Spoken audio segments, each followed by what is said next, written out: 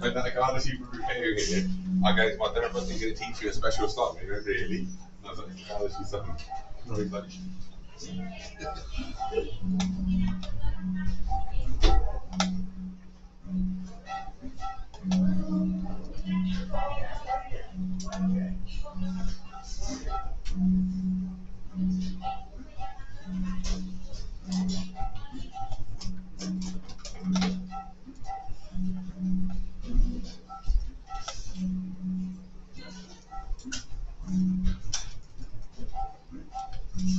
are we live yet for everybody else? Yes, sir. Okay. Alright, yeah, you're up.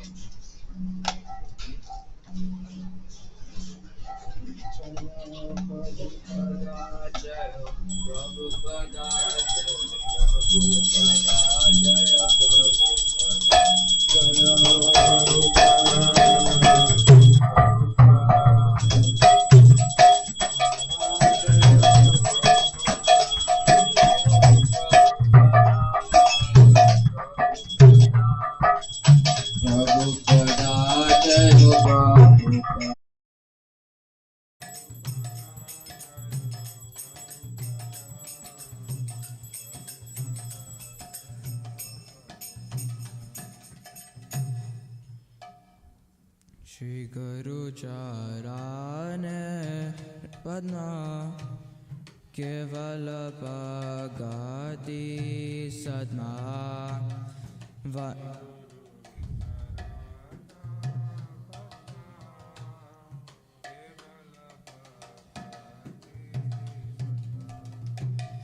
Vande Mohi Savadana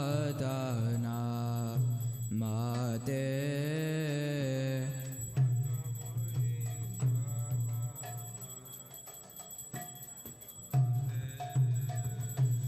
Yahara Prasade Bhai E Bhavatori Ajai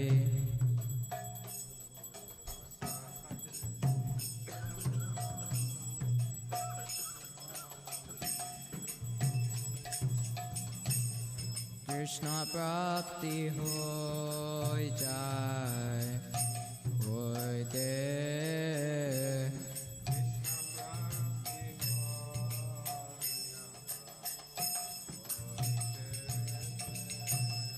Guru Mukha Padma Vakya Chetete Gauriyo Akya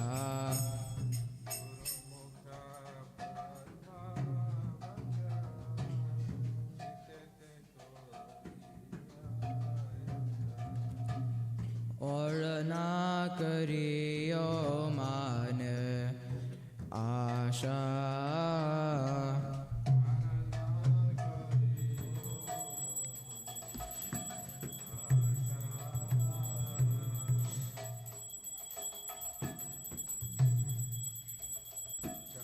अंजलो जय जन्म जन्म प्रभु से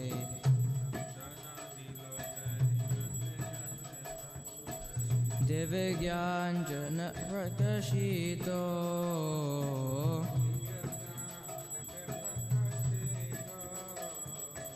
प्रेम भक्ति आहते अविद्या विनाश जयते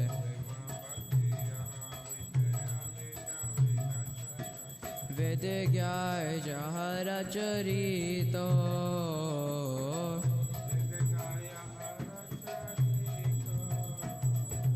Shri Guru Karuna Sindhu Ajama Janara Bandhu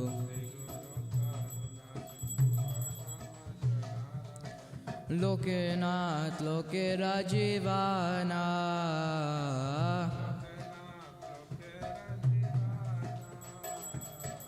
Ha ha Prabhu Karo Daya Deho Mohe Padachaya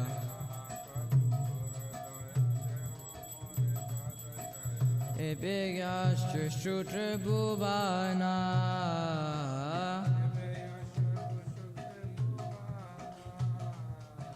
Dui Padale Loi Sharana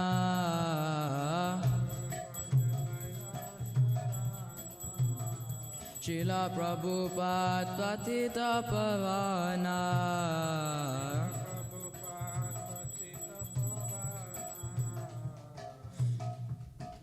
Prabhupada Jayo Prabhupada Jayo Prabhupada Jayo Prabhupada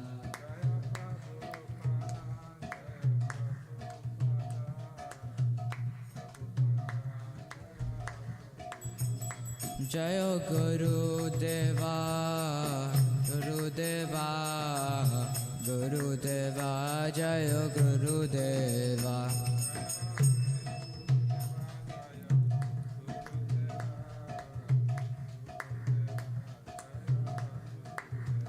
Nitai Gaura Hari Bol Bol Hari Bol Nitai Gaura Hari Bol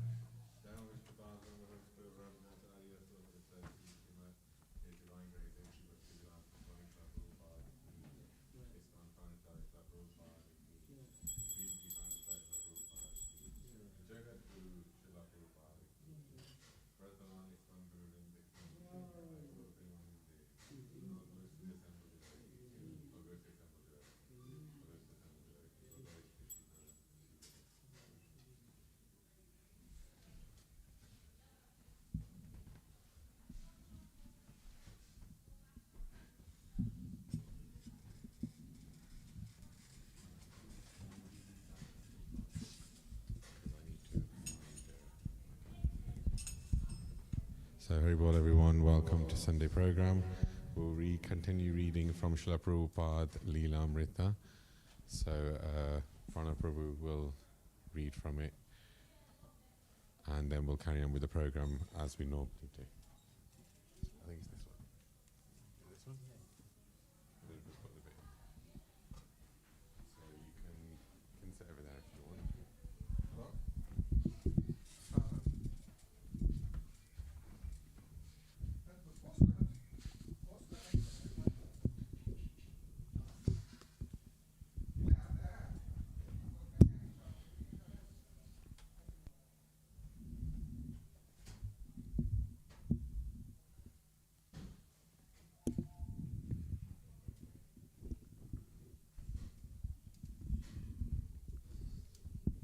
Okay.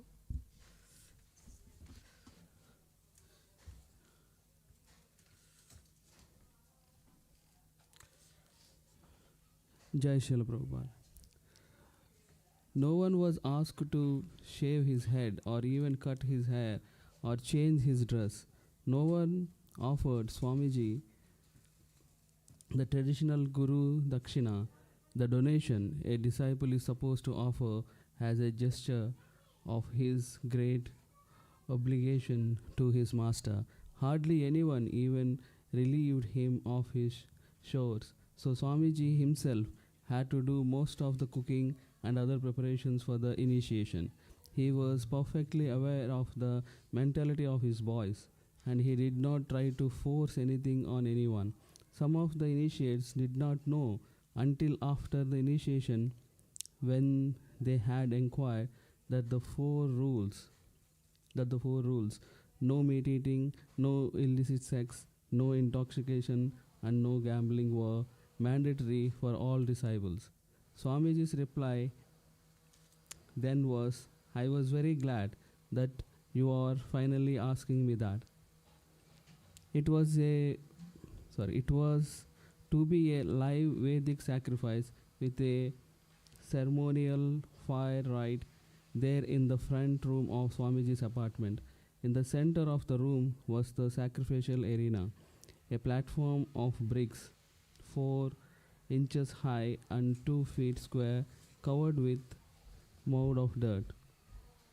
The dirt was from the courtyard and the bricks were from a nearby gutted building. Around the mound were 11 bananas, clarified butter, sesame seeds, whole barley grains, 5 colors of powdered dyes, and a supply of kindling. The 11 initiates took up most of the remaining space in front room as they sat on the floor knee to knee around the sacrificial arena. The guests in the hallway peered curiously through the open door. For everyone except the Swamiji, this was all new and strange, and every stuff of ceremony took place under his direction. When some of the boys had made a mess of trying to apply Vaishnava Tilaka to their foreheads, Swamiji had patiently guided his finger up their foreheads, making a neat, narrow V. He sat before the mound of earth, looking out at his congregation. They appeared not much different from any other group of young hippies from the Lower East Side who might have assembled at any number of happenings, spiritual, cultural, musical, or whatever. Some were just checking out a new scene. Some were deeply devoted to Swamiji. But everyone was curious. He had requested them to chant the Hare Krishna mantra softly throughout the ceremony, and the chanting had now become a continual drone, accompanying his mysterious movements as head priest of the Vedic rite. He began by lighting a dozen sticks of incense. Then he performed purification with water. Taking a spoon in his right hand, he put 3 drops of water from a goblet into his right hand and sipped the water. He repeated the procedure 3 times. The 4th time he did not sip but flicked the water onto the floor behind him. He then passed the spoon and goblet around for the initiates who tried to copy what they had seen.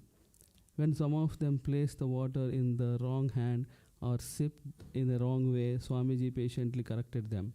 Now he said, "Repeat after me," and he had them repeat one word at a time, a Vedic mantra of purification. Om apavitra pavitro va sarvavashtangatopi va yasmaret pundarikacham sabbahyabyantara Sri Vishnu, Sri Vishnu, Sri Vishnu. The initiates tried, flattering to follow his pronunciation of the words, which they had never heard before. Then he gave the translation, unpurified or purified, or even having passed through all situations, one who remembers the lotus-eyed Supreme Personality of Godhead is cleansed within and without. 3 times he repeated the sipping of water, the drone of the Hare Krishna mantra filling the room as the goblet passed from initiate to initiate and back again to him. And 3 times he led the chanting of the mantra, Om Apavitra Pavitrova. Then he raised a hand, and as the buzzing of the chanting trailed off into silence, he began his lecture.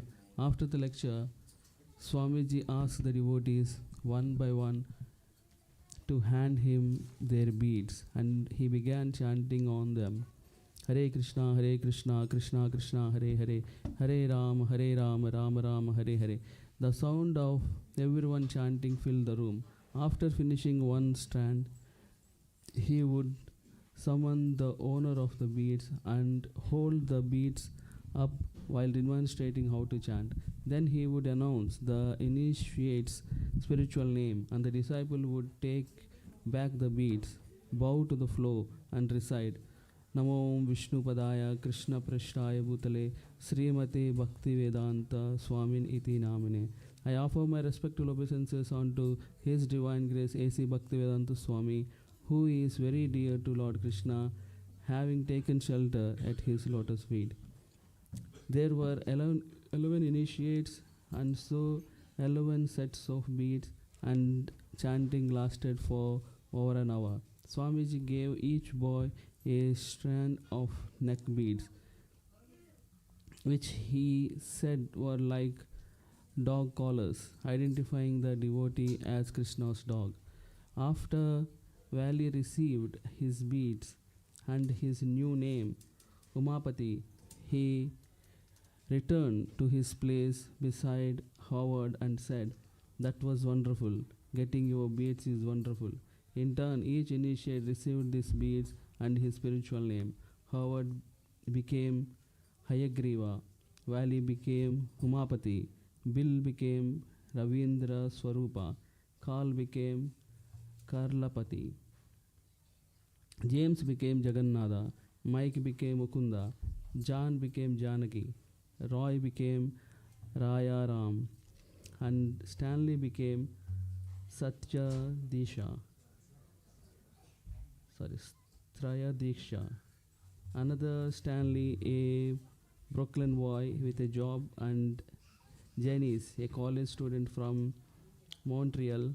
Both of them had rather peripheral relationship with the Swami. Appeared that night and took initiation with the rest receiving the names Satyavrata and Janardhana. Then Swamiji began the fire sacrifice by sprinkling the colored dyes across the mound of earth before him. With fixed attention, his congregation watched each mysterious move as he picked up the twigs and wooden splinters, dipped them into clarified butter, lit them in a candle flame, and built a small fire in the center of the mound. He mixed sesame seeds, barley, and clarified butter in a bowl and then passed the mixture around. Each new disciple took a handful of mixture to offer into the fire. He then began to recite Sanskrit prayers, asking everyone to repeat them, each prayer ending with responsive chanting of the mantra Swaha 3 times. And with Swaha, the initiates would toss some of the sesame barley mixture into the fire. Swamiji kept pouring butter and piling up wood and chanting more prayers until the mound would blazing. The prayers kept coming and the butter kept pouring and the fire got larger and the room got hotter. Shall we do? Jai Srila Prabhupada ki jai. Shall I carry on? Few more? Okay. After 15 or 20 minutes, Swamiji asked each of the initiates to place a banana in the fire. When 11 bananas heaped in the fire, the flames began to die and the smoke thickened. A few of the initiates got up and ran coughing into the other room, and the guests retreated into the hallway. But Swamiji went on pouring the remaining butter and the seeds into the fire. This kind of smoke does not disturb, he said. Other smoke disturbs, but this kind of smoke does not. Even though everyone's eyes were watering with irritation, he asked that the windows remain closed. So most of the smoke was contained within the apartment and no neighbors complained. Swamiji smiled broadly, rose from his seat before the sacrificial fire, the blazing tongue of Vishnu, and began clapping his hands and chanting Hare Krishna.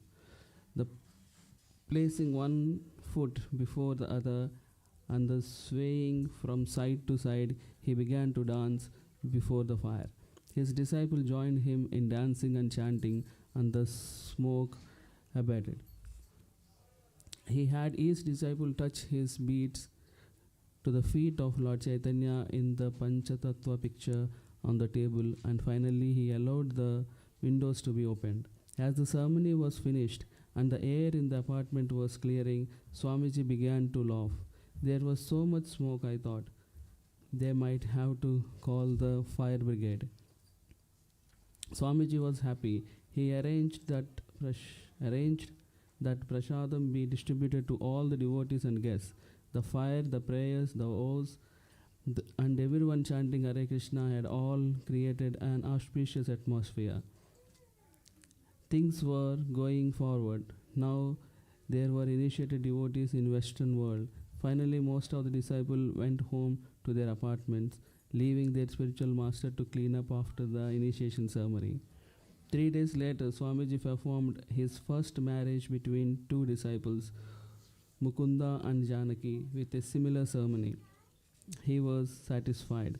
He was introducing some of the major elements of his Krishna consciousness mission. He had initiated disciples, he had married them, and he had feasted the public with Krishna Prasadam. If I had that means, he told his followers, I could hold a major festival like this every day. On Radhashtami, the appearance of Srimati Radharani, Lord Krishna's eternal consort, Swamiji held his second initiation. Keith became Kirtanananda, Steve became Sattvarupa, Bruce became Brahmananda, and Chalk became Achyutananda. It was another festive day with a fire sacrifice in Swamiji's front room and a big feast. Allen Ginsberg lived nearby on East 10th Street. One day he received a peculiar invitation in the mail. Participate the transcendental sound vibration. Hare Krishna, Krishna Krishna, Hare Hare, Hare Rama, Rama Rama, Hare Hare. This chanting will cleanse the dust of the mirror of the mind. International Society for Krishna Consciousness, meeting at 7 a.m. daily. Mondays, Wednesdays, and Fridays at 7 p.m. You are cordially invited to come and bring your friends. Swamiji had asked the boys to distribute the leaflet around the neighborhood. One evening, soon after he received the initiation, Allen Ginsberg and his roommates, Peter Orlewski, arrived at the storefront in Volkswagen minibus. Allen had been captivated by the Hare Krishna mantra several years before, when he had first encountered it at Kumbh Mela festival in Allahabad, India, and he had been chanting it often ever since. The devotees were impressed to see the world famous author of whole and leading figure of the beat generation enter their humble storefront. His advocation of free sex, Marijula, and LCD, his claims of drug-induced visions of spirituality in everyday sights, his political ideas, his exploration of insanity, revolt, nakedness, and his attempts to create a harmony of like-minded souls all were influential on the minds of American young people, especially those living on the Lower East Side. Although by middle-class standards he was scandalous and disheveled, he was in his own right a figure of worldly repute, more so than anyone who had ever come to the storefront before. Alan and Peter had come for the Kirtan, but it wasn't time. Swamiji hasn't come down. They presented a new harmonium to the devotees. It's for the Kirtans. And Alan, it's for Kirtans, said Alan. A little donation. Alan stood at the entrance to the storefront, talking with Hayagriva, telling him how he had been chanting Hare Krishna around the world at peace marches, poetry readings, a procession in Prague, a writers' union in Moscow, Secular Kirtana, said Ellen, but Hare Krishna nonetheless. Then Prabhupada entered. Ellen and Peter sat with the congregation and joined in Kirtan. Ellen played harmonium. Swamiji reciprocated by nodding his head and folding his palms. After the Kirtan, they talked together briefly and then Swamiji returned to his apartment. Ellen mentioned to Hayagriva that he would like to come by again and talk more with Swamiji. So Hayagriva invited him to come the next day and stay for lunch prasadam. Don't you think Swamiji is little too esoteric for New York? Ellen asked. Hayagriva thought. Maybe, he replied. Hayagriva then asked Ellen to help Swamiji since his visa would soon expire. He had entered the country with a visa for 2 months stay and he had been extending his visa for 2 more months again and again. This had gone on for 1 year, but the last time he had applied for an extension, he had been refused. We need an immigration lawyer, said Hayagriva. I will donate to that, Ellen assured him. The next morning, Ellen came by with a check and another harmonium. Up in Prabhupada's apartment, he demonstrated his melody for chanting Hare Krishna, and then he and Swamiji talked. Ellen, I was a little shy with him because I didn't know where he was coming from. He had that harmonium I wanted to donate, and I had a little money. I thought it was a great now that he was here to expound on the Hare Krishna mantra that would sort of justify my singing. I knew what I was doing, but I didn't have any theological background to satisfy further inquiries, and here was someone who did. So I thought that was absolutely great.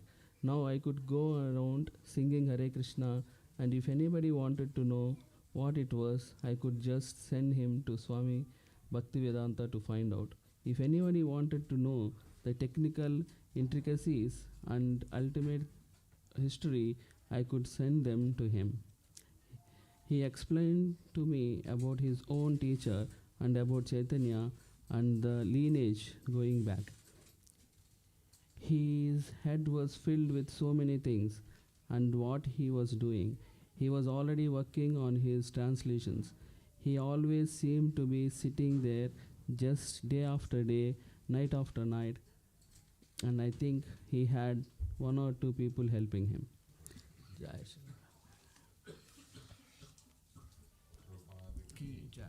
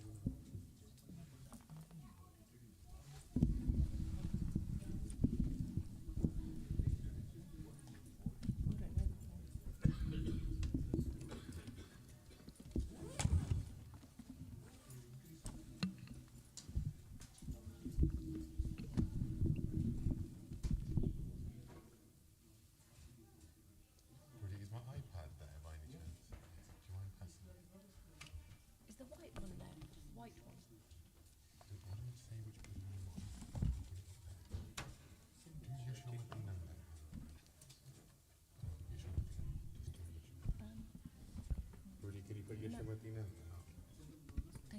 Yashomati Nandan. Just do Yashomati Nandan.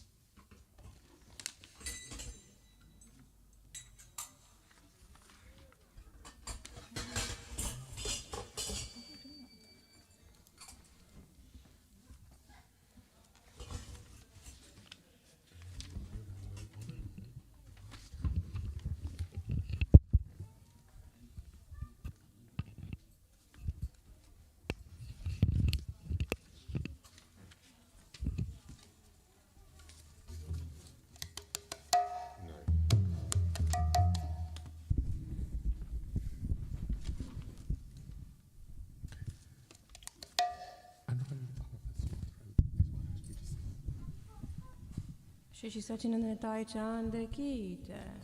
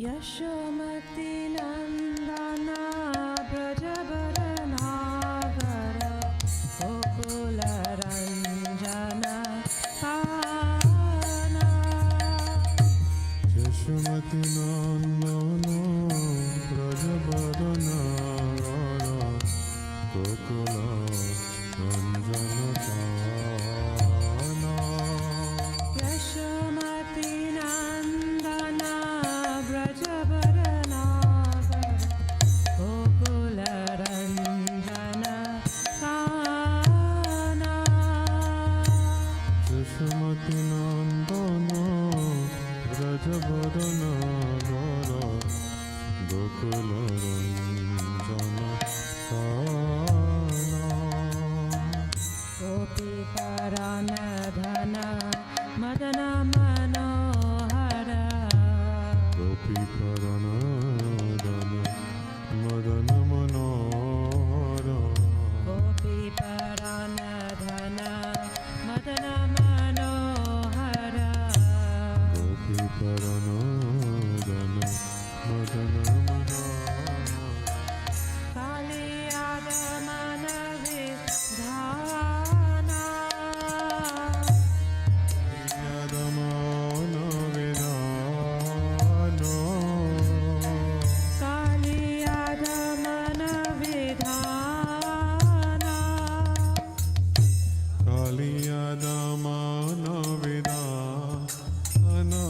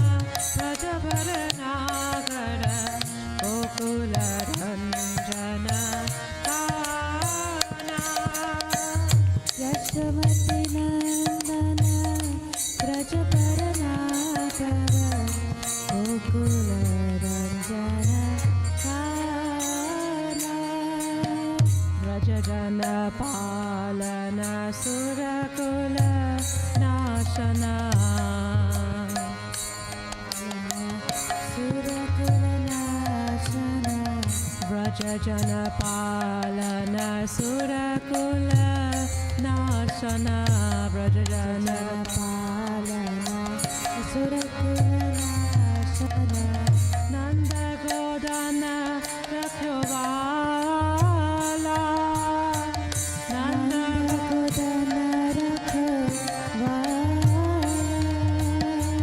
Nanda Godana Rakhovala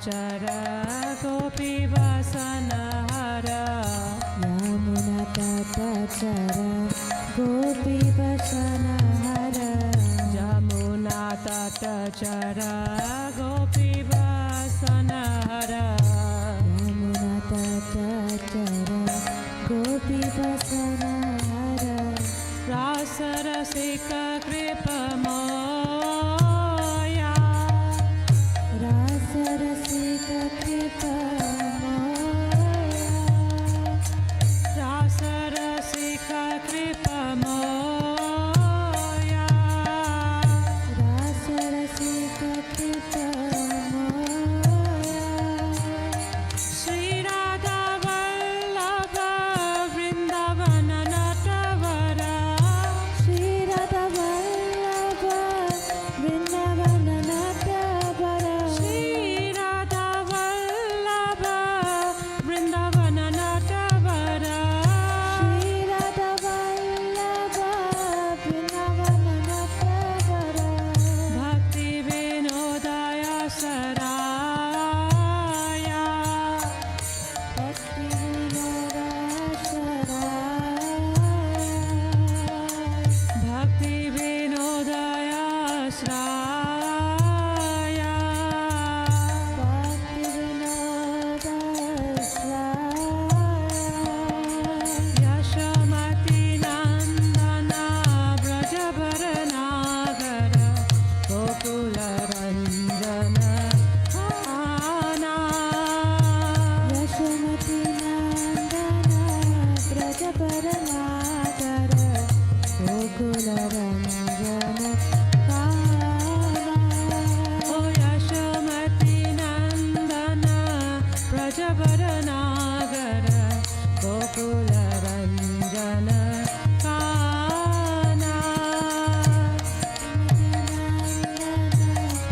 व्रजभरनागर गोकुलरञ्जन काला हरे कृष्णा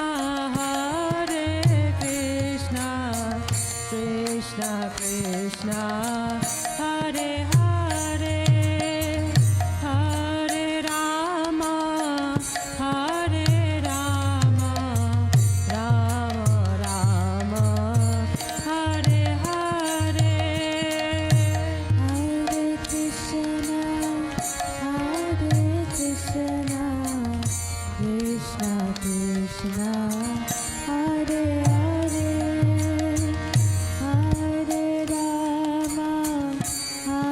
राम राम राम हरे हरे हरे कृष्णा कृष्णा कृष्णा हरे हरे हरे राम राम राम हरे हरे हरे कृष्णा कृष्णा कृष्णा हरे हरे हरे राम राम राम हरे हरे हरे कृष्णा कृष्णा कृष्णा हरे हरे हरे राम राम राम हरे हरे हरे कृष्णा कृष्णा कृष्णा हरे हरे हरे राम राम राम हरे हरे ओ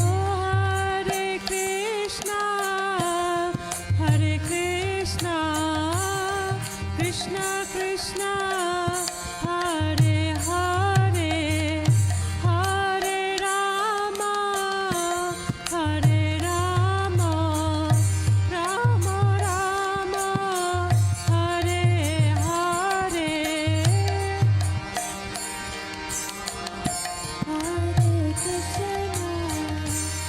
Krishna Hare Hare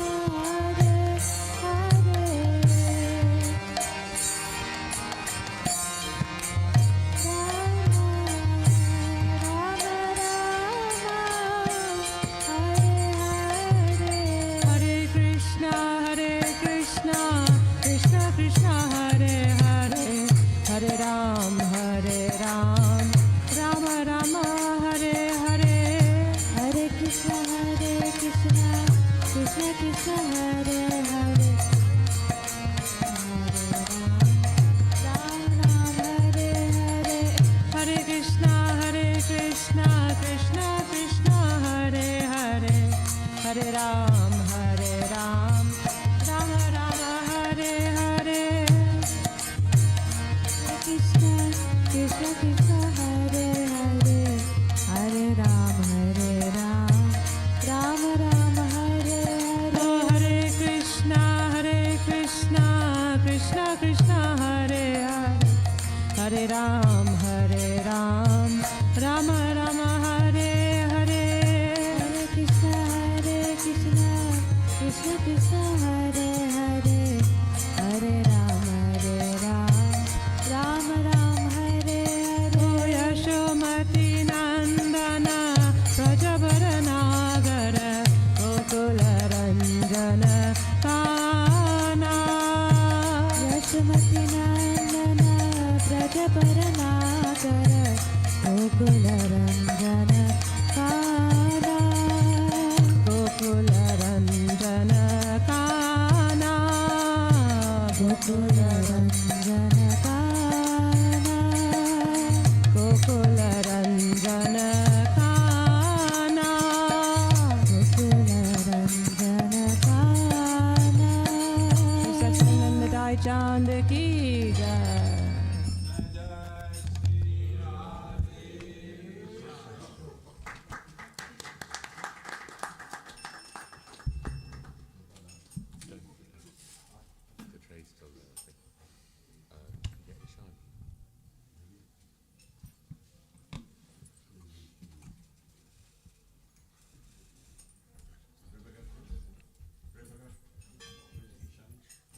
Vicky, reading. She can sing.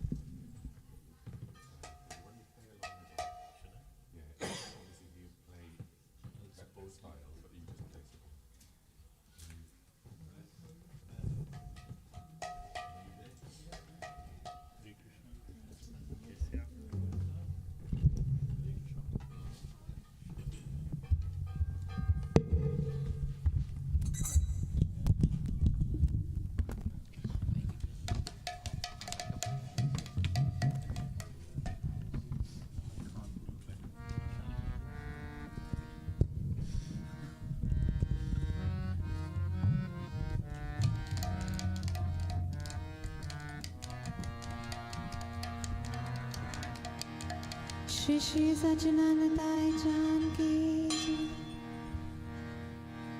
Shri Shri Radha Madhav Ki Jai. Nitya Gaur Premanande Hari Hari Bol.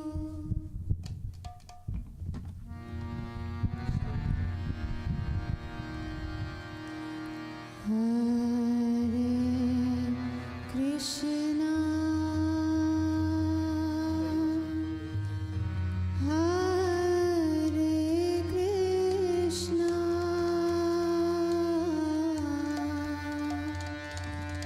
Krishna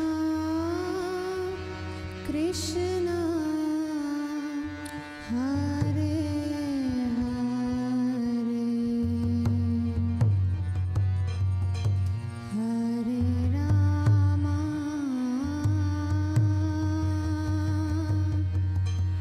Hare Rama,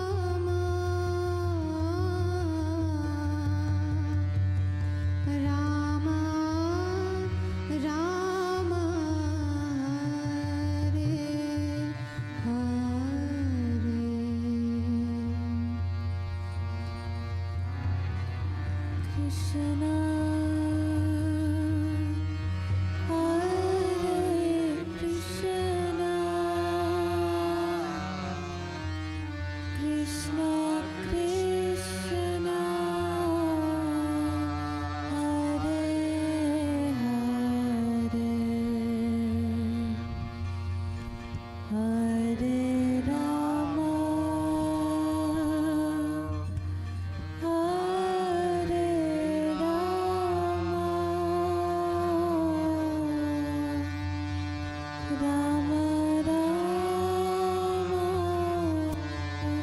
Hare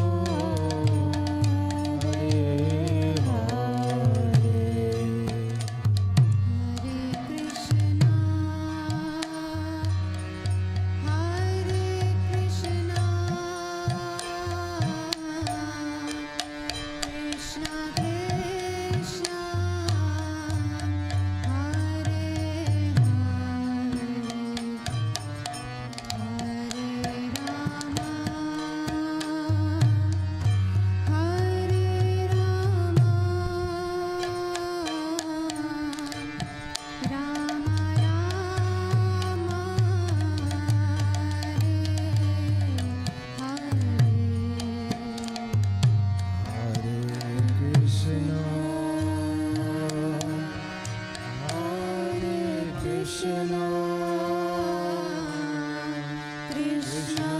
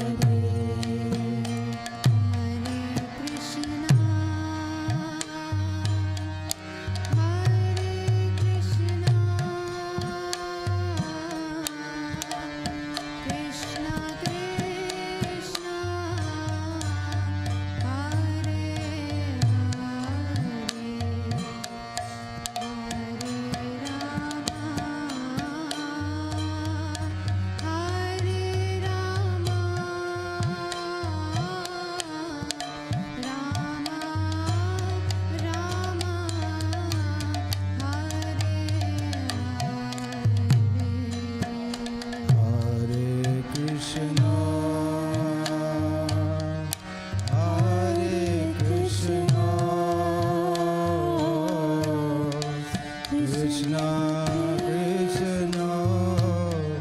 Hare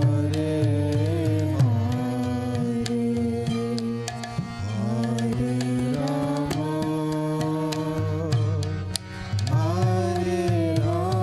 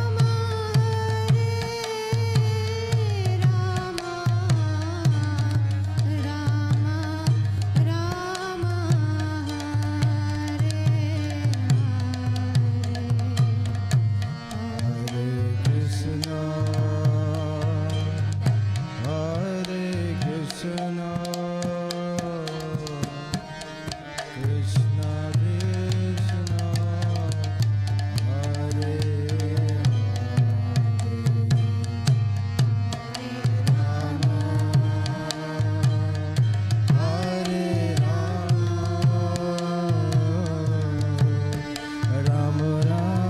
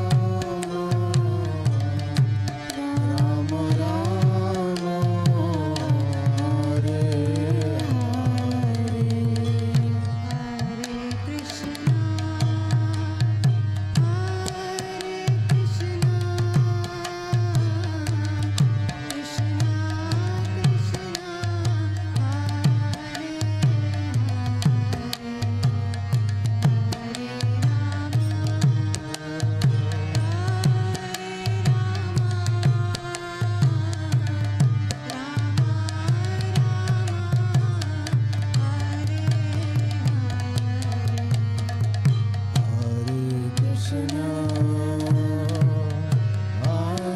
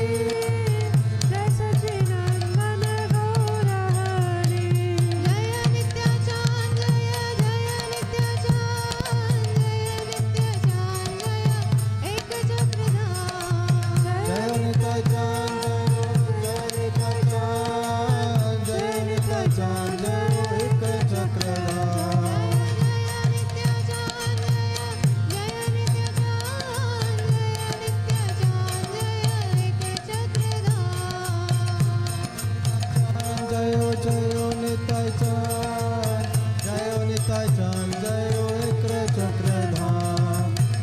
जय जय प्रभुपाद, प्रभुपाद, प्रभुपाद, प्रभुपाद, प्रभुपाद, प्रभुपाद, प्रभुपाद, प्रभुपाद। जय Prabhupada,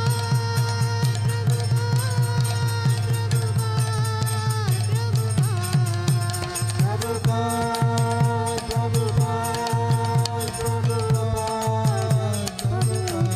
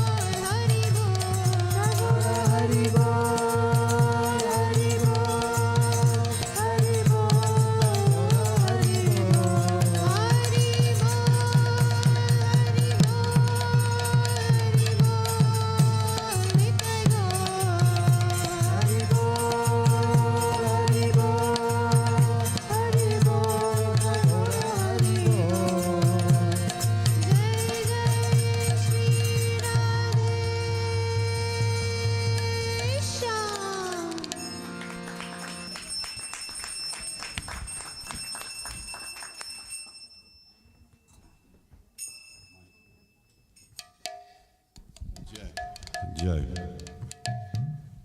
Welcome everyone. Please put your hands up. Bolo Hare Krishna. Hare Krishna. Krishna Krishna.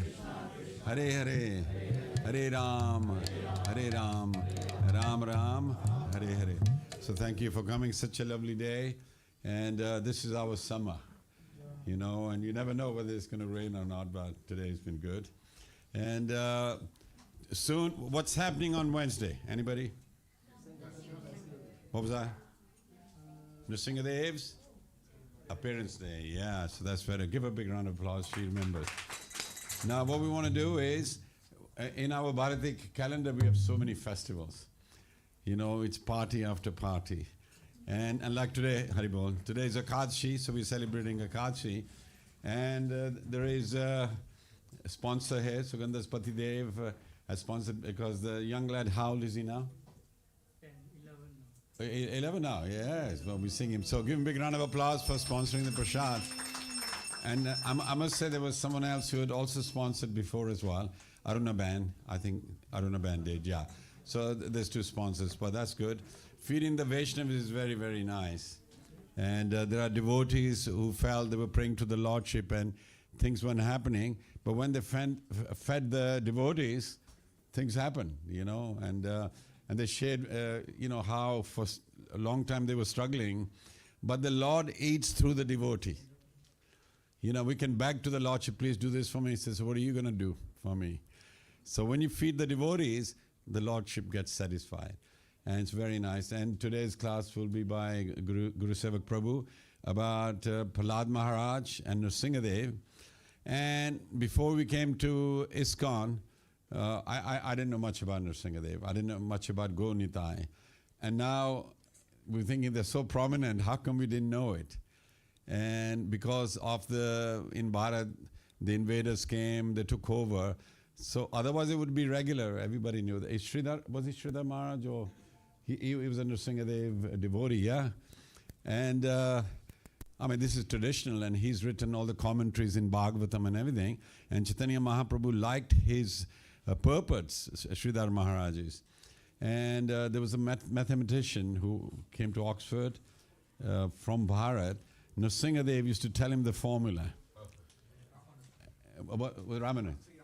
They made a film on him. And he sat there, and this English teacher in Oxford thought, well, he's from India, because now there's loads of Indians, but then it was very rare to see. So he's thinking, well, why is he not taking notes or anything? Roughly, I remember it. So he suggested or nodded or something on the formula. He said, if you understand it so much, hey, here's a chalk, go and do it. He just went there and taken any notes and wrote the whole formula out. And he goes, how did you know that? He goes, I just know it. He said, but how did you come to that? And he got actually annoyed, envious of this student. And finally he got the fellowship. But even his professor who was supporting him said, how do you know this thing? He said, I just know it, Lord Nrsingadev, because he was Nrsingadev's, you wouldn't have thought Nrsingadev's mathematician. So he was telling him all the formula.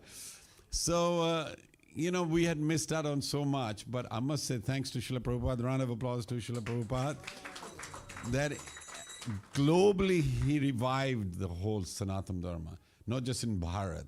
In Bharat is coming up anyway, but globally. The other day I shared something in Brazil, they had a balloon race or something. On the balloon they actually had pictures of Lord Shivji, Parvati, Ganesh and Krishna, and a banner, really big banner. As the balloon went up, it lifted a big banner like that. So people are finding that the very religion they used to call it demoniac, they didn't understand it and whatever. And now people are understanding that Mother Nature, is being supervised by these demigods. Before it was just one god and he's doing all the work, maintaining the universe and all that. Now they understand what devtas are and everything like that. I'm surprised in the Western world, more and more people are accepting that there are, demigods, there's devtas who are managing the whole thing. And so we're really, really proud that Sanatana Dharma is, coming up and people are surrendering to it. So today we'll have the class. Haribol, welcome. Yeah, welcome. And before that, I'm going to do Jai Radha Madhava. Oh, who's doing Mahamantra? Oh, Tamal Prabhu, okay. So you do the Mahamantra and then Jai Radha Madhava. I can back. Oh, Sonu Prabhu, where's he going? Oh, there you are. You can do the backing, yeah. I will as well on that. So please, on Wednesday, do come, because Lord Nrsingadev is everywhere. Please note, when Prahlad Maharaj was being tortured by his father, he didn't know Nrsingadev. Nobody knew about Nrsingadev. He just saw, he was meditating on Narayan. And just to realize, when Nrsingadev appeared, everybody became afraid apart from Prahlad Maharaj, because he believed, that the Lord protects everyone like that. So it's a wonderful spirit, and he's only 5-year-old. So we'll hear from the class more like that. And so please, Jai Jai Sri Radhe. Theek ho gayi? Theek ho gayi? For 3 weeks she's been away. So give a big round of applause for coming back looking out. Yeah, welcome. Jai. Okay.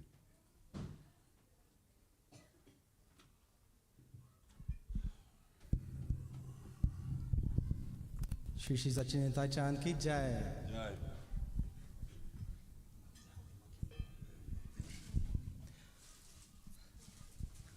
Hare Krishna, Krishna Krishna, Hare Hare, Hare Rama, Rama Rama, Hare Hare. Hare Krishna, Krishna Krishna, Hare Hare, Hare Rama, Rama Rama, Hare Hare. Hare Krishna, Krishna Krishna, Hare Hare, Hare Rama, Rama Rama, Hare Hare. Hare Krishna, Krishna Krishna, Hare Hare, Hare Rama, Rama Rama, Hare Hare. Hare Krishna, Krishna Krishna, Hare Hare, Hare Rama, Rama Rama, Hare Hare. Hare Krishna, Krishna Krishna, Hare Hare, Hare Rama, Rama Rama, Hare Hare.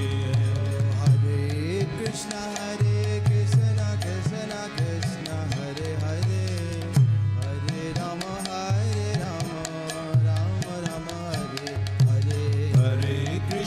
Hare Krishna, Krishna Krishna, Hare Hare, Hare Rama, Rama Rama, Hare Hare. Hare Krishna, Krishna Krishna, Hare Hare, Hare Rama, Rama Rama, Hare Hare. Hare Krishna, Krishna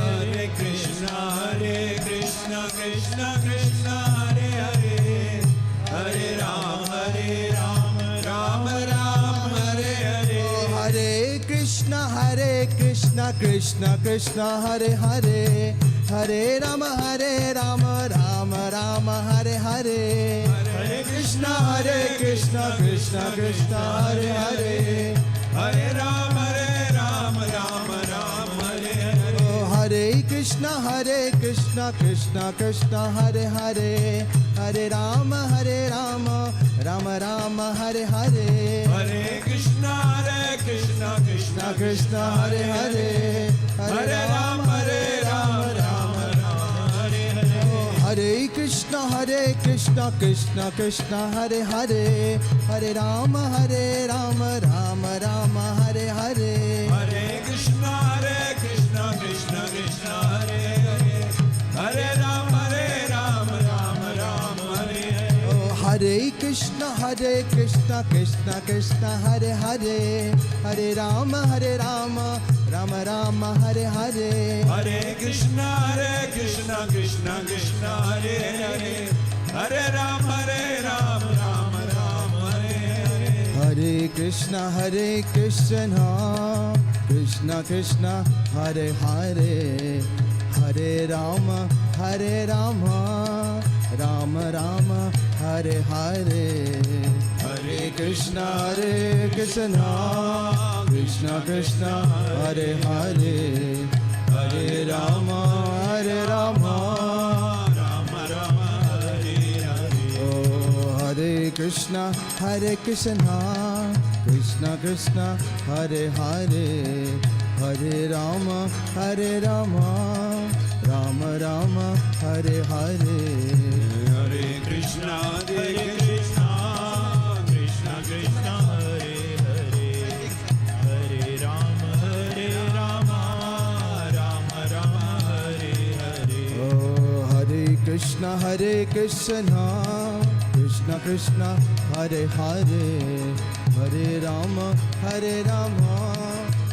Rama Hare Hare, Hare Krishna Krishna Hare Hare Hare, Hare Rama Rama Hare Hare. Oh, Hare Krishna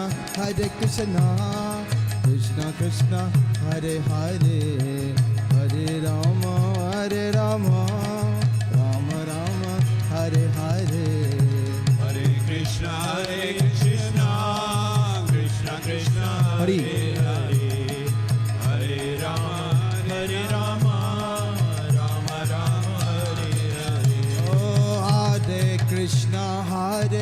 Krishna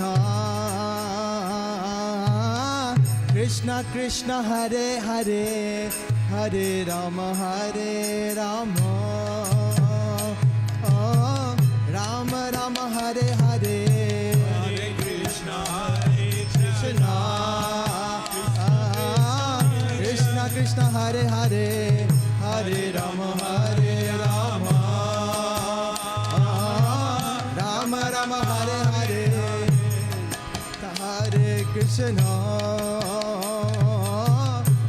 Krishna Hare Hare, Hare Rama Rama Hare Hare, Hare Krishna Krishna Hare Hare, Hare Rama Rama Hare Hare, Gaura Hare, Gaura Hare, Oh, Gaura Hare, Gaura Hare,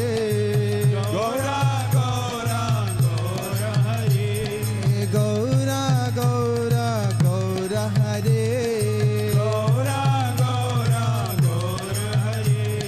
Nityananda Ram Jayo Nityananda Ram, Nityananda Ram Jayo Nityananda Ram, Nityananda Ram Jayo Nityananda Ram, Nityananda Ram Jayo Nityananda Ram.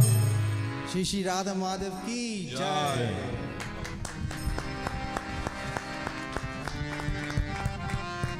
Jai Radha Madhav, Jai Kunja Bihari,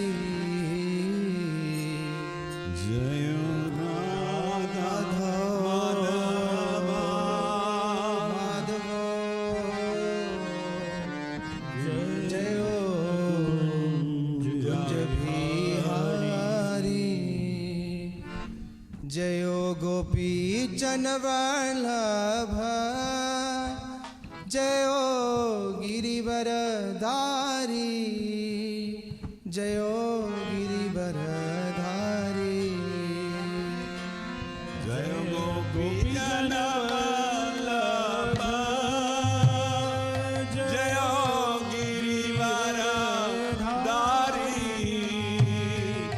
जयो गिरिवरधारी जयो गोपी जनवल्लभ जयो गिरिवरधारी जयो गिरिवरधारी जयो गोपी जनवल्लभ जयो गिरिवरधारी जयो गिरिवरधारी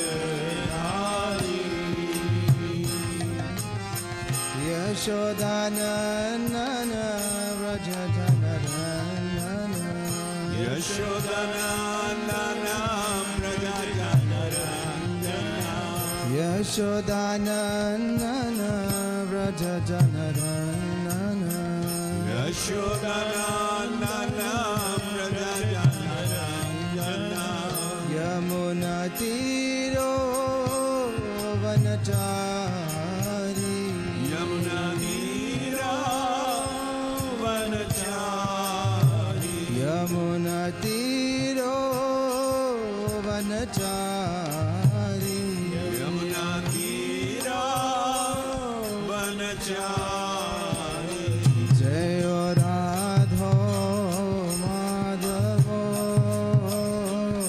जयो कुंज बिहारी जय राधा माधव जय बिहारी जयो राधा माधव जयो कुंज बिहारी जय राधा माधव जय कुंज बिहारी हरे कृष्णा कृष्णा कृष्णा हरे हरे हरे राम राम राम हरे हरे हरे कृष्णा कृष्ण कृष्ण हरे हरे हरे राम राम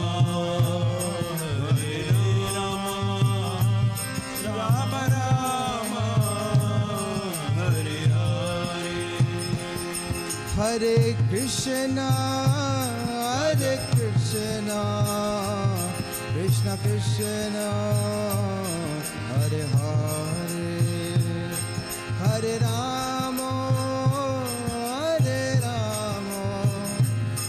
राम राम हरे हरे हरे कृष्णा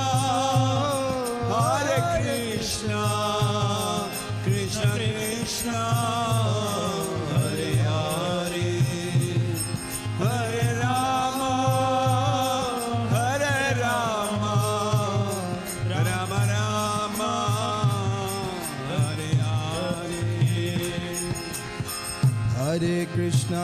हरे Krishna Krishna Krishna Hare Hare Hare Ram Ram Ram Hare Hare Hare Krishna Krishna Krishna Hare Hare Hare Ram Ram Ram Hare Hare Hare Krishna Krishna Krishna Hare Hare Hare Ram Ram Ram Hare Hare Hare Krishna Krishna Krishna Krishna Hare Hare Hare Rama Hare Rama Rama Rama Hare Hare Jayo Radha Madhava, Jayo Radha Madhava, Jayo Radha Madhava Jayo Radha Madhava Jayo Radha Madhava, Jayo Radha Madhava, Jayo Radha Madhava Jayo Radha Madhava Jayo Radha Madhava, Jayo Radha Madhava, Jayo Radha Madhava Jayo Radha Madhava O Gaura, Gaura, Gaura Hare, Gaura Gaura Gaura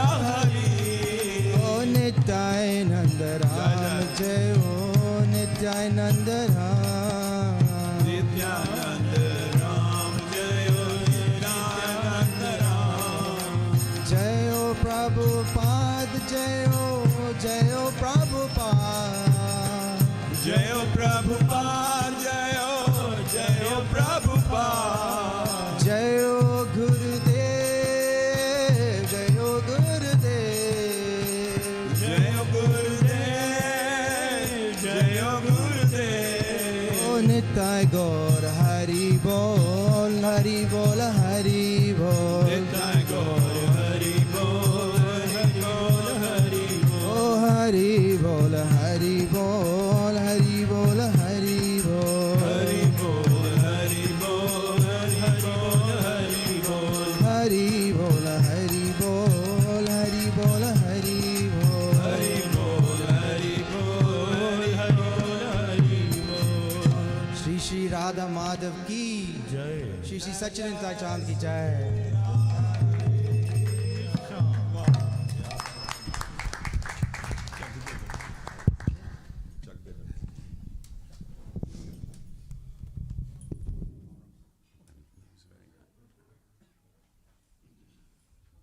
So welcome to today's program, and once again, if you raise your hands, please below Hare Krishna, Hare Krishna, Krishna Krishna, Hare Hare, Hare Ram, Ram Ram, Hare Hare. So this Mahamantra we speak regularly. It actually, iti shodsha nam nam kali kamsa nashnam. In Kali Yuga, there's a lot of contamination. You can look at the news and what's happening around the world. So this Mahamantra protects you from the pollution. It means your thinking becomes right. So that's why we always chant on Mala and the Mahamantra.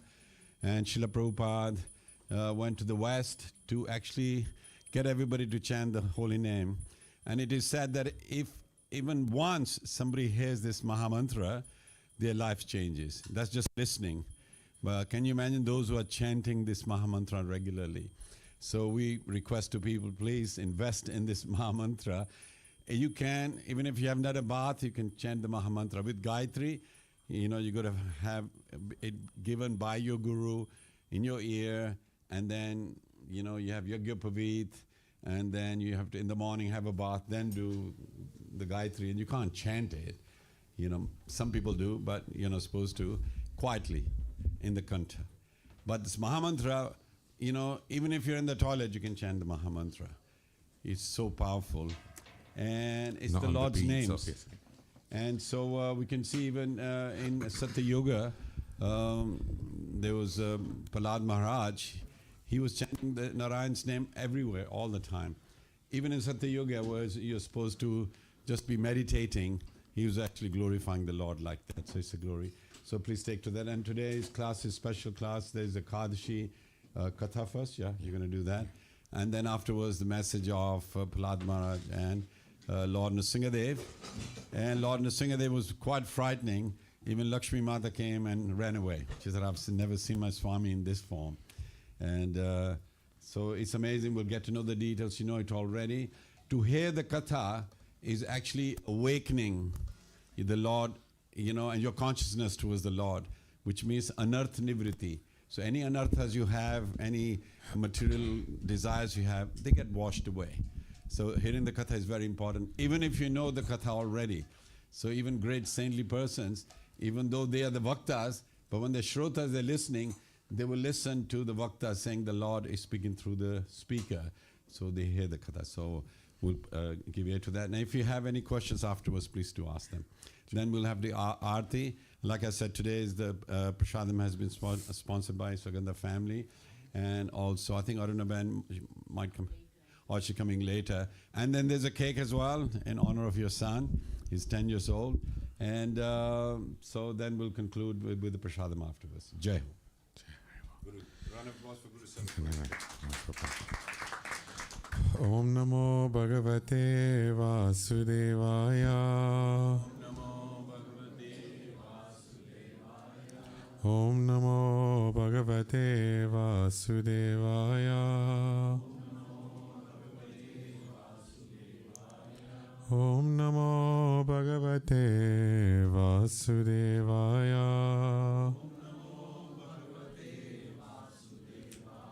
Om Ajnanatimirandasya Jnananjana Shalakaya Chakshurunmilitam Yena Tasmai Shri Guruve Namaha. Jai Shri Krishna Chaitanya Prabhu Nityananda Shri Advaita Gadadara Shrivasadi Gaura Bhakta Vrinda. Hare Krishna Krishna Krishna Hare Hare Hare Rama Rama Rama Hare Hare. Mukam karoti vachalam pangam langete grimyut kapratamam vande paramananda mahadeva Shri Gurudev. So Hari Bol everyone, welcome to Sunday program. So today is Mohini Ekadashi. So we'll read the Ekadashi Katha for that. So Shri Yudhishthira Maharaj said, O Janardhan, what is the name of the Ekadashi that occurs during the light fortnight, Shukal Paksh, of the month of Vaishakha, April-May? Can we just check if it is the right one? Is it Mohini before I start reading and go? Is it? Okay, great. Jai Ho. Right. What is the process for observing it properly? Kindly narrate all of these details for me. The Supreme Personality of Godhead, Lord Shri Krishna, replied, O blessed son of Dharma, what Vasishtha Muni once told to Lord Ramachandra, I shall now describe to you. Please hear me attentively. So you can see here the Lord himself has asked from Vasishtha Muni. Initially, Lord Ram had. Lord Ram doesn't need to know these things. Ekadashi Mata appeared from his body. So you can see even when the Lord comes, he inquires from his guru or spiritual masters about the Ekadashi Vrats.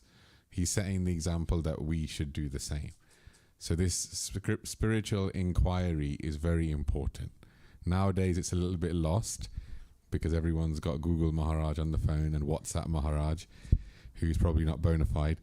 But we seem to have lost that sort of tendency to inquire from others. This is always very nice. We should still do this. So, Lord Ramchandra asked Vasishtha Muni, O great sage, I would like to hear about the best of all fasting days, that day which destroys all kinds of sins and sorrows. I have suffered long enough in separation from my dear Sita, and so I wish to hear from you about how my suffering can be ended. The sage Vasishtha replied, O Lord Ram, you whose intelligence is so keen, simply by remembering your name, one can cross the ocean of the material world. You have questioned me in order to benefit all of humanity and fulfill everyone's desires. So you can see Vasishtha Maharaj prefaces it by saying, you are the Supreme Lord. Your name can help someone cross the ocean of birth and death. You've asked this question for everybody else, to fulfill everyone else's desires.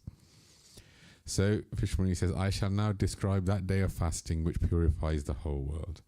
O Ram, that day is known as Vaishakha Shukla Ekadashi, which falls on Dvadashi.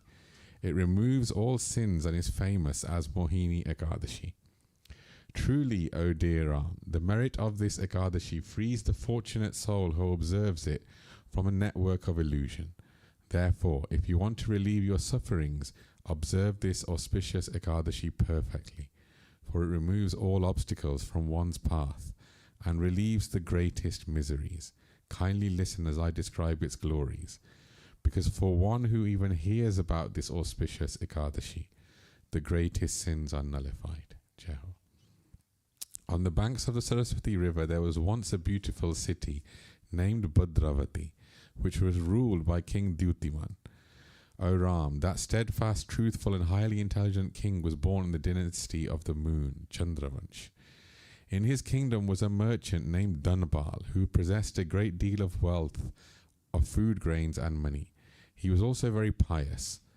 Dhanbal arranged for lakes to be dug, sacrificial arenas to be erected, and beautiful gardens to be cultivated for the benefit of all the citizens of Bhadravati. He was an excellent devotee of Lord Vishnu and had 5 sons, Suman, Dyutiman, Medhavi, Sukriti and Drishtabuddhi. Unfortunately, his son Drishtabuddhi was always engaged greatly in sinful activities, such as sleeping with prostitutes and associating with similar degraded persons. He enjoyed illicit sex, gambling, and many other varieties of acts aimed at gratifying the senses. He disrespected the demigods and the Brahmins and forefathers and the elders of the community, as well as his family's guests. The evil-hearted Drishtabuddhi spent his father's wealth indiscriminately, always feasting on untouchable foods and drinking alcohol to excess. One day, Dhanbal kicked Drishtabuddhi out of the house after he saw him walking along the road arm in arm with a known prostitute. From then on, all of Drishtabuddhi's relatives were highly critical of him and distanced themselves from him also. After he had sold all of his inherited ornaments and became destitute, the prostitute also abandoned him and insulted him because of his poverty. Drishtabuddhi was now full of anxiety and also hungry. He thought, what should I do?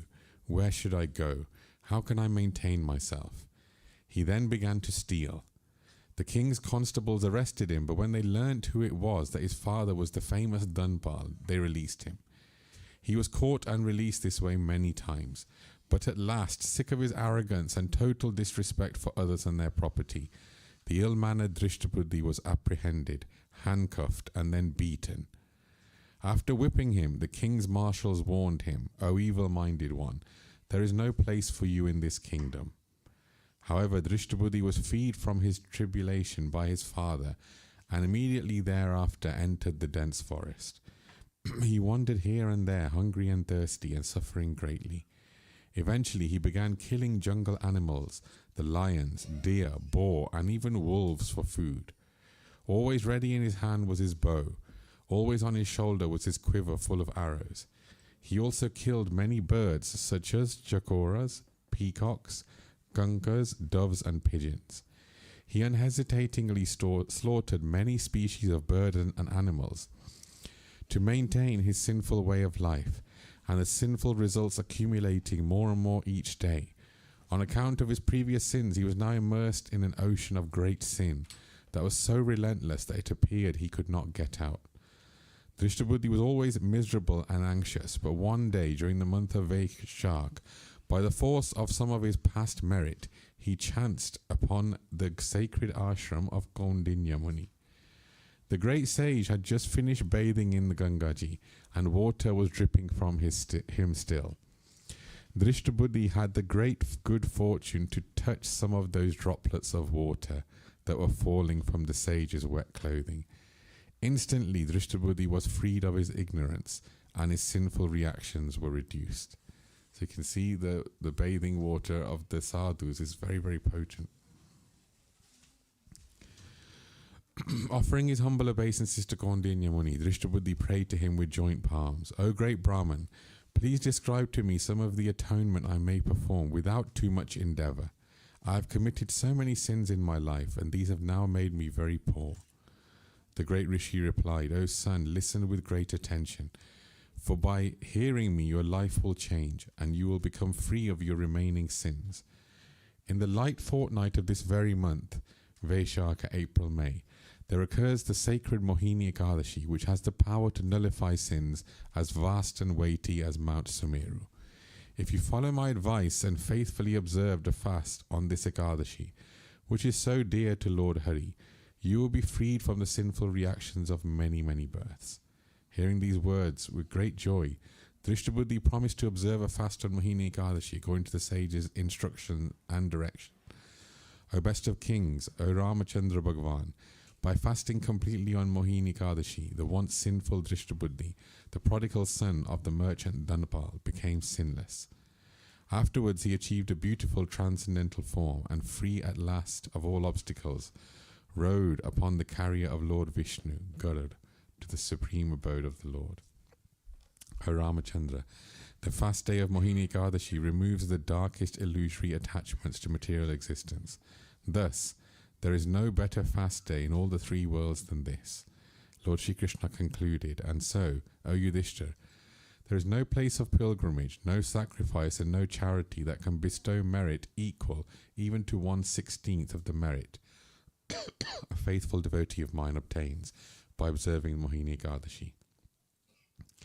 He who hears and studies the glories of Mohini Ekadashis achieves the merit of giving away 1,000 cows in charity. Thus ends a narration of the glories of Vaishka Shukla Ekadashi or Mohini Ekadashi from the Kurma Puran.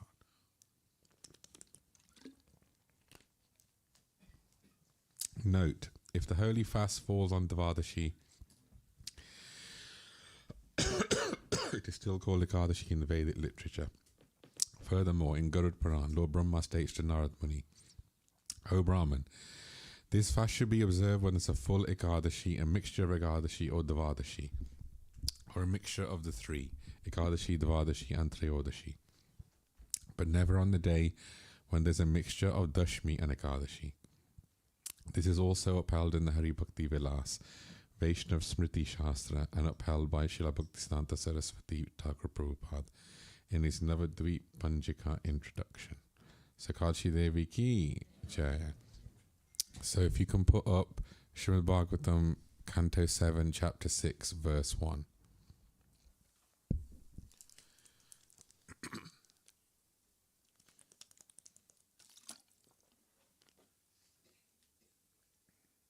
Hello? Yep.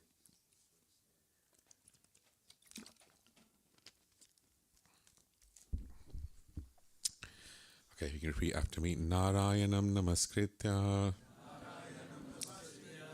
Naram Chaiva Narotamam Deving Sarasvatim Vyasam Tato Jayam Mudirayet Nashta Prayeshva Bhadreshu Nityam Bhagavat Sevaya Bhagavati Uttam Shaloke Bhaktir Bhavati Neshtaki.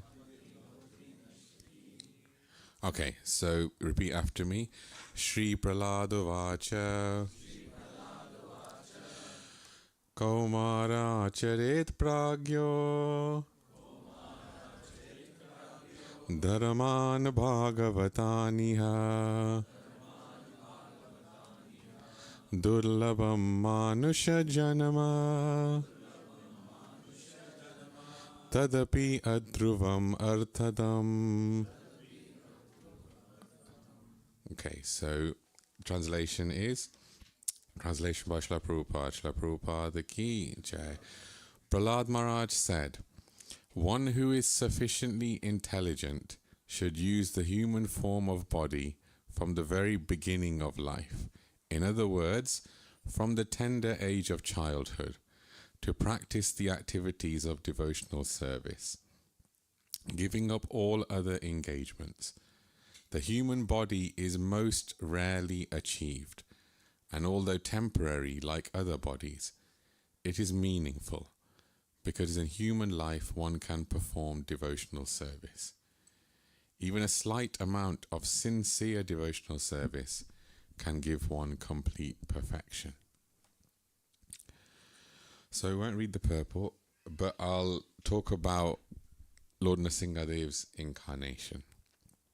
So Kashyap Muni and Diti had two sons.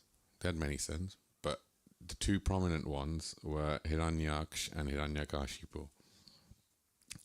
Naturally, from their birth, they were gigantic. So Hiranyaksh grew massive and was so huge, they were worried that he would finish all of the world, and Varahadev had to come and defeat him. When Varahadev killed Hiranyaksh, Hiranyakashipu was very angry, and he thought Lord Vishnu to be impartial. He was thinking, this Lord Vishnu is normally very partial, he doesn't take sides, but he's being partial in this instance. So he thought, let me do some austerities to kill this Lord Vishnu. And you can see how powerful a demon that he was to even think something like that. Because the demons know Lord Vishnu, Lord Brahma, Lord Shiva, they actually are controllers of the whole universe. In Srimad Bhagavatam, in my personal reading, I'm reading through 3rd canto, where Lord Brahma is actually creating the whole universe. And it's just very, very interesting, because it's literally right at the start of the whole universe. Lord Brahma right now is 50 years old. Do you know that? So 50 years of his life have passed. So many of the stories, especially about Dhruv Maharaj, these happened 50 years of Lord Brahma ago, like eons ago. Not just like the Satya Yuga or something like that. This was like long, long time ago. And when you hear about what the demons are actually doing at that time, like Hiranyakashipu, he was so desirous of being powerful, he even wanted the control over Dhruvalok as well. Not just the material, he wanted to control over Vaikunta in the material world as well, which where Dhruvalok is. So Hiranyakashipu thought, let me do austerities in such a way where I can become dominant over everyone. And this is demoniac mentality, to want to dominate over others. So you'll find this in everywhere in Kali Yuga. In every type of organization, there's always people that want to dominate others. It's material nature, because we want to control material nature. The difference is a devotee is das nudas. They're the servants. And the demons want to be boss nu boss. Yeah? So we can see, if we have Hiranyakashipu, you think, oh my God, it's a demon. He had horns. He looked ghastly. No, he was the son of Kashyap when he was probably devastatingly handsome. And it said that he did a demons like this. You think of a Rakshas, like, are they going to be able to do tapasya for millions of years? Are they going to be able to do austerities and achieve perfection in mystic yoga? That's what Hiranyakashipu did. The penance that he decided to do, he actually achieved perfection in mystic yoga. And he said, not only did he get all benedictions from Lord Brahma, all of the 8 mystic potencies he got as well. Everything. So he did this tapasya for so many years, and fire started to emanate from his head and was heating up the whole universe. At that point, the demigods went to Lord Brahma and said, he's going to burn the universe. You need to do something. So Lord Brahma went there, and from his Kamandalu, he actually took Daksha, and I think maybe Bhrigu Muni as well with him, and he sprinkled from his Kamandalu onto Hiranyakashipu, and his body had been eaten away by ants, so just an anthill, with him standing there like this, and you could see just fire coming out. His body became totally regenerated. And then he asked for boons from Lord Brahma, because he thought, look, they hadn't seen before Lord Vishnu take such an incredible form. Like Lord Vishnu came as Varahadev out of the nostril of Lord Brahma. So he thought, oh God, I need to do something so that I can protect myself from all sides. He said to Brahma first, give me immortality. And Brahma says, what are you talking about? Even I die. So the creator is also going to die. He said, I can't give you what I don't have. He goes, so then he used his intelligence. He thought, right, let me ask for so many things that there's no way I can get out of it. So he said, don't let me die on the ground. Don't let me die in the air. Don't let me die inside or outside. And don't let me die by a man or an animal. Don't let me die by anyone created by you. Because you think, well, Brahma's a creator, then no one else can kill me. So he asked for all of these boons.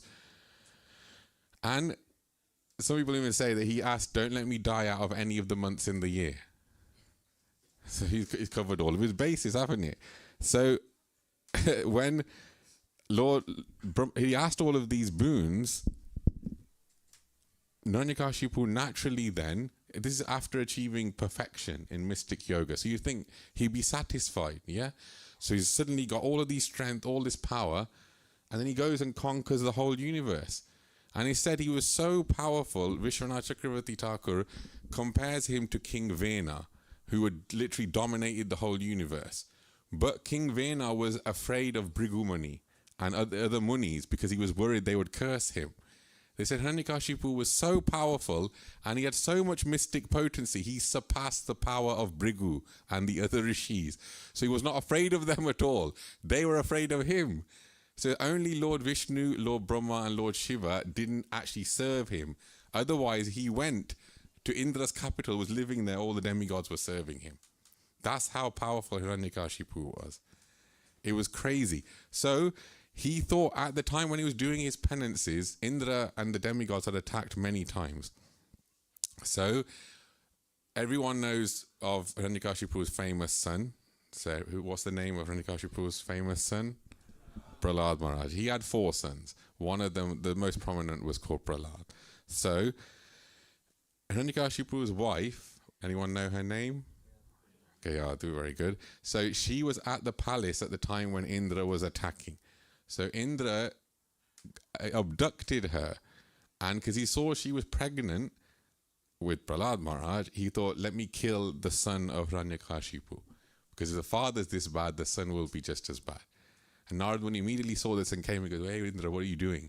Because we got the wife of the big demon who's disturbing us. We can kill his progeny.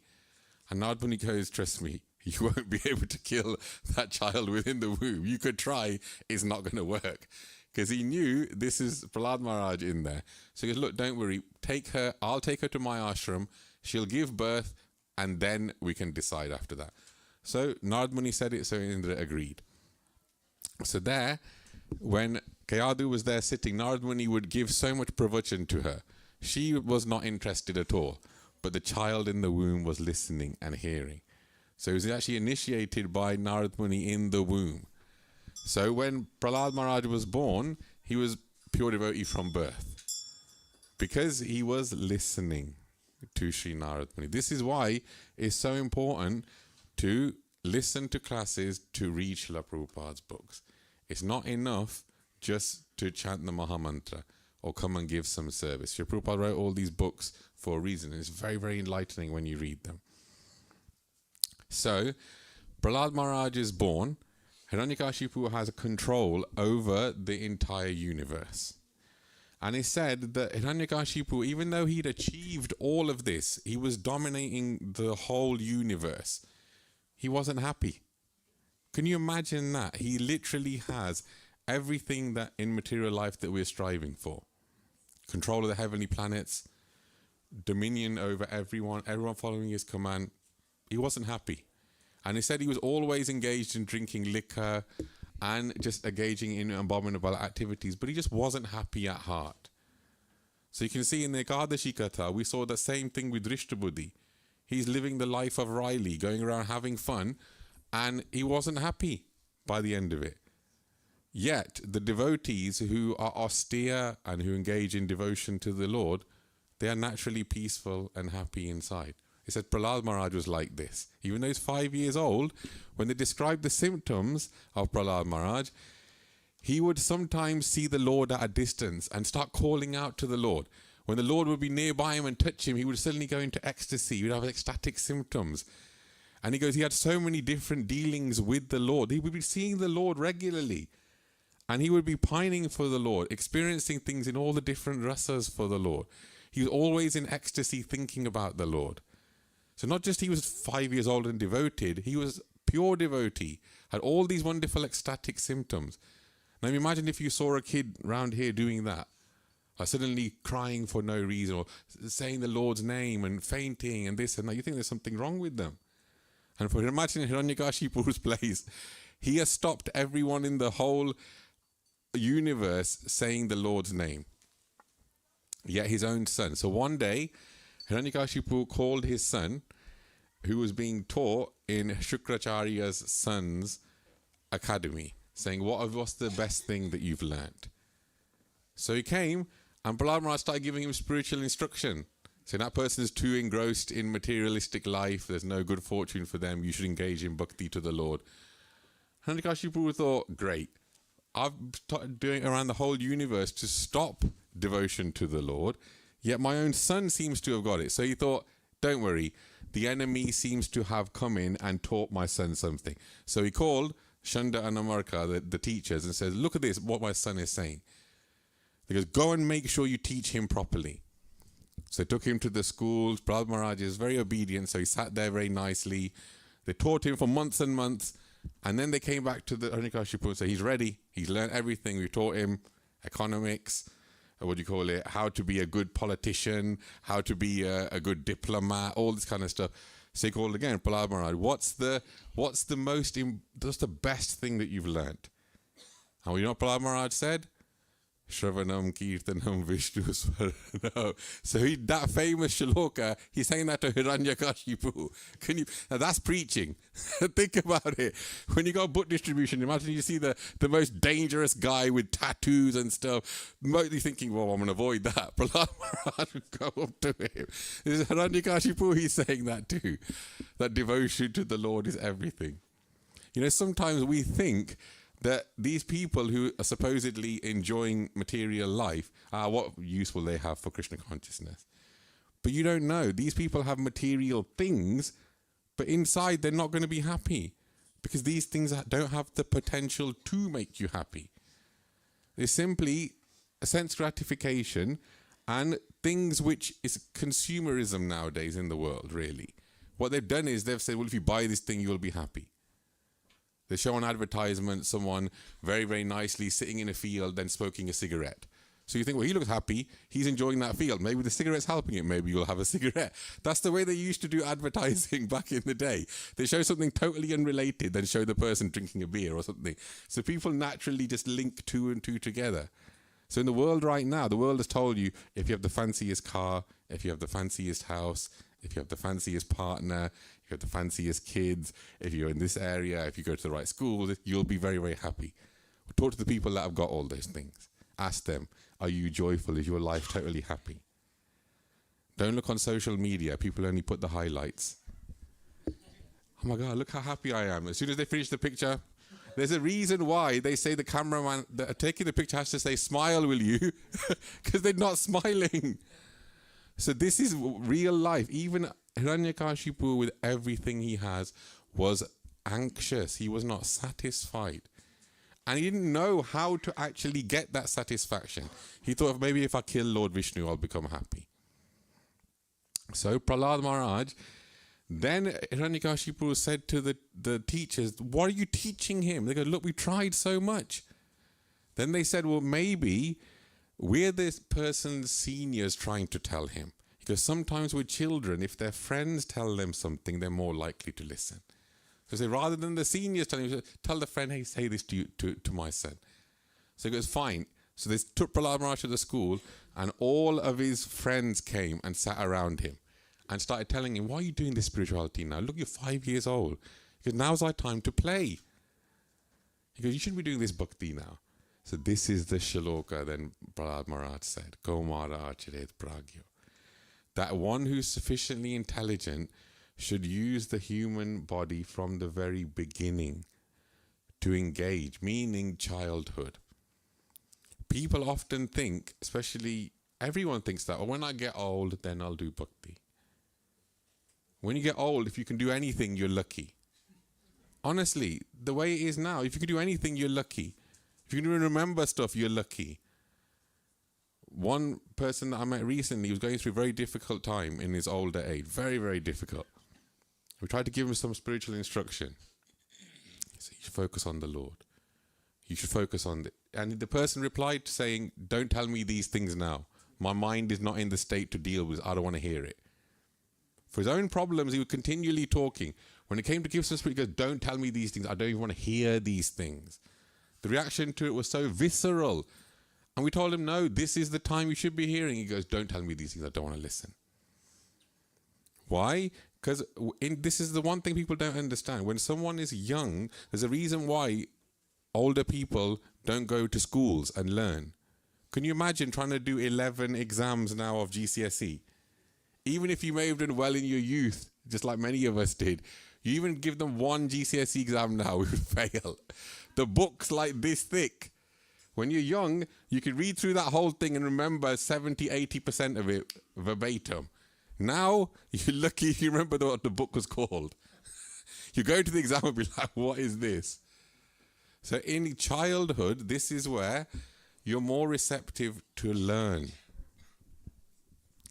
So this is why they say you should learn about Krishna consciousness in your childhood. The reason is this Krishna consciousness must become second nature to you. Because what is someone's ultimate nature is where they will go to in times of difficulty. This person that I mentioned, he was used to in his life smoking and drinking. So when he came into a difficult situation in life, what he wanted to do? Smoke and drink. If you told them, stop drinking, stop smoking, I can't do it, I need to be with it. So for devotees, this is why we say, get used to praying to the Lord, because in your difficult times, your natural tendency will go right back to what you're used to doing, which is praying to the Lord. And it's not only we should think that you're just saying it because you're not happy in life. This is why. The point is, this material world we're in is miserable. It's dukhalayam ashashvatam. It's miserable and it's temporary. So it's terrible to be here and then it doesn't even last very long. So you can see this world is not a very nice place. So you might also think, well, surely if you're Krishna consciousness, it means that you'll be fine. All right, look at Prahlad Maharaj in this Leela. After this, his father started to torture him. Do you know, in this, Prahlad Maharaj was preaching to his friends. They all started chanting the Lord's names. When they came, they go, he made loads of Prahlads now. There's one before, now there's so many of them. So immediately they took him to Hiranyakashipu and he goes, we can't teach this boy.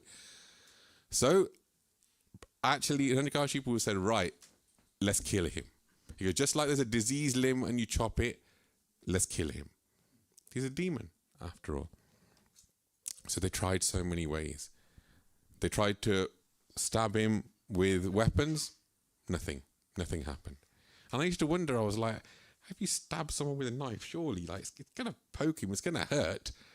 And in the old Krishna series, the graphics were, well, what they were in the 1990s.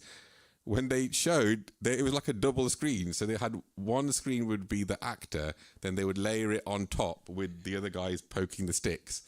And the sticks are just going right through him, because obviously it's old style graphics. And then I think, yeah, that's probably what it would have been like. They would try and poke him, would just go through him. So they couldn't harm him with those. Then they decided, well, put him in a boiling pot of oil. So when they put him in the oil, they dropped him in and immediately all it turned to flowers. And then they thought, let's give him poison. So he offered that poison to the Lord and drank it. Nothing happened to him. They put him in front of a mad elephant. The elephant just simply came, paid obeisances to him, and went away. Then Holika, this is very famous, Holika thought, I've been given this nice waistcoat jacket from Lord Brahma, because Hiranyakashipu's family, she was sister, they all were expert at doing austerities. So she did a lot of tapasya, a lot of penance, then asked for clothing that could protect her from fire. So she asked him for a jacket that would stop her from being burnt. So she thought, I've got this boon from Lord Brahma, I will now use that to kill Prahlad. So when she sat on the fire, what happened? Holika was burnt and Prahlad Maharaj was fine. And as she was burning, she asked Lord Brahma, why is this happening? You promised me. And he said, I gave you that to protect yourself, not to hurt others. So you can see, when you're given benedictions from whether spiritual superiors, material, anything you're given, those things can be taken away. When the demigods went to Lord Vishnu to say, this Hiranyakashipu is terrorizing us. Lord Brahma's given him all these boons and now we can't do anything. And Lord Vishnu said, we can't do anything right now. His mystic power is too great. In the future, he will offend a Vaishnav.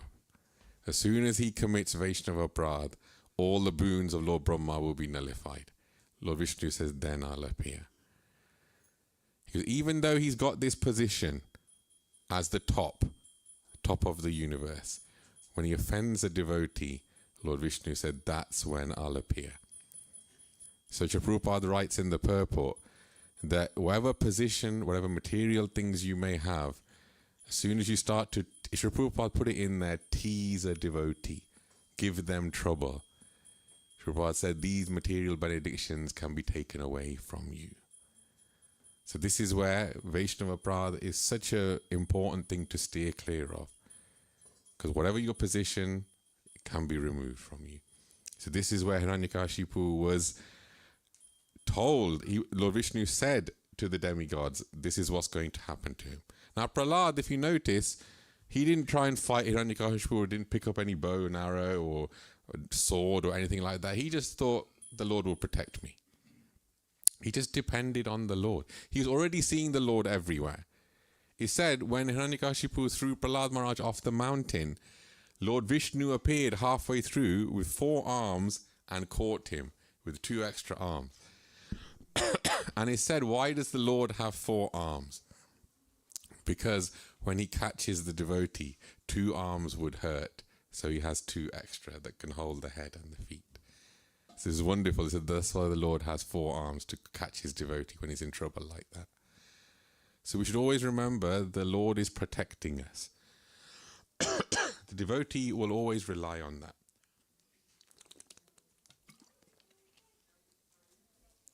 So, Prahlad Maharaj's Katha actually Yudhishthira Maharaj liked very much. Very, very much. Because Yudhishthira Maharaj often saw himself in that position. Because he is Dharmaraj.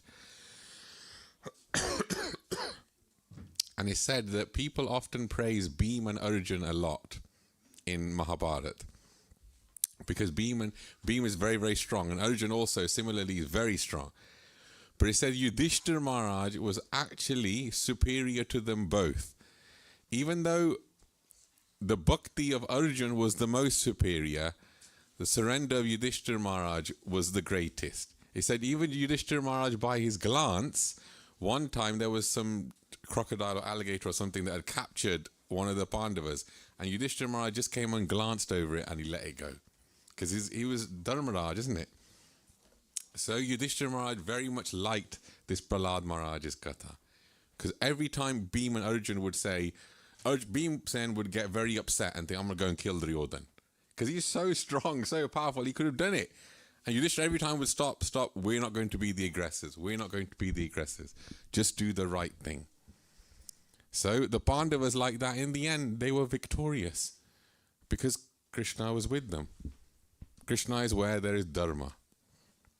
So, Prahlad Maharaj here, after all of these situations, Hiranyakashipu actually said, he said, this boy seems invincible. He goes, I think I will be killed because of this boy. Can you realize that? Hiranyakashipu has conquered the entire world. All of the great heroes of the demigods have been conquered by him.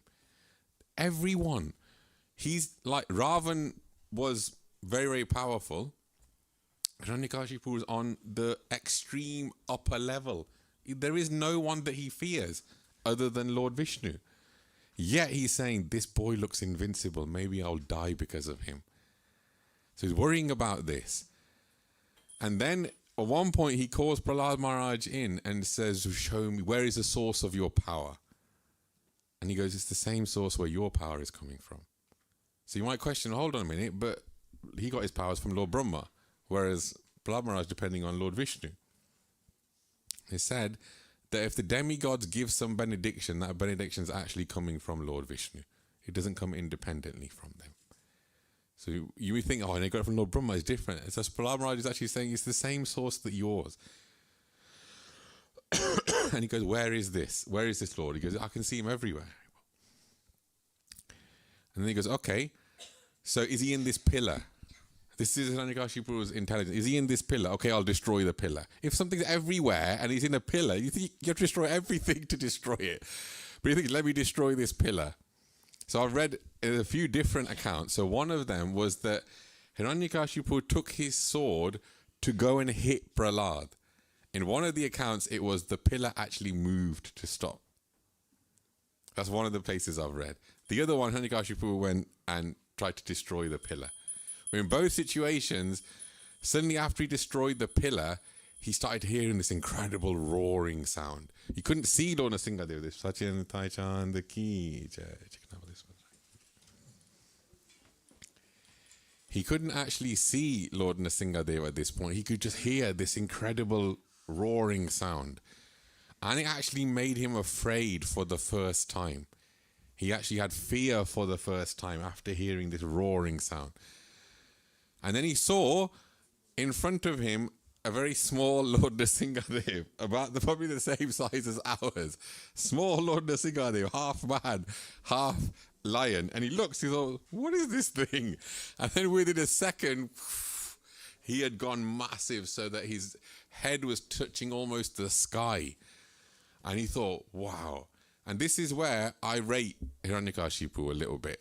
Okay, imagine if we were going to fight someone and you see someone like the size of like a super giant. Hiranyakashipu picked up his shield and sword and just jumped to attack the Lord.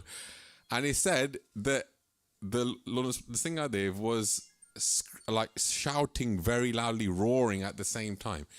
Hiranyakashipu was terrified, so he actually had his eyes closed. He had his eyes closed while he was fighting because he was so scared of the Lord. His eyes were closed and he was fighting away because he was petrified at the same time, but he overcame it. So this fight went on for a long time because Lord Nrsimhadev was waiting. Because he said had so many different conditions as to when he was going to be killed. The Lord appeared slightly early, so he had to wait till dusk. So he play-fighted with Hiranyakashipu for a bit. And the demigods are all there sitting there with bated breath watching, oh my God, who's going to win? It's like when you watch a boxing match and you want one person to win and you want the other one to lose. You're looking there waiting, oh my God, is he going to get this? Is this where he knocks him out? So this is obviously the whole lives were on the line. So they're looking. And Lord Nrsimhadev is fighting with Hiranyakashipu. At one point, Lord Nrsimhadev grabs him and all the demigods are rejoicing. Yes, he's got him finally. And he holds him there for a little while. And then the Lord just, because he got playing with him, he just let him go.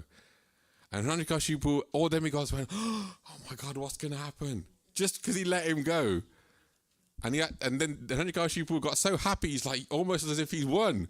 Like, yes, see, you couldn't hold me. Now I will kill you, Vishnu. And he's thinking, great, I'm going to beat him now, just because he let him go. So when it came to the time of dusk, Hiranyakashipu was just grabbed by Lord Nrsimhadev and he just pulled him and went straight to the doorway in between the house and outside.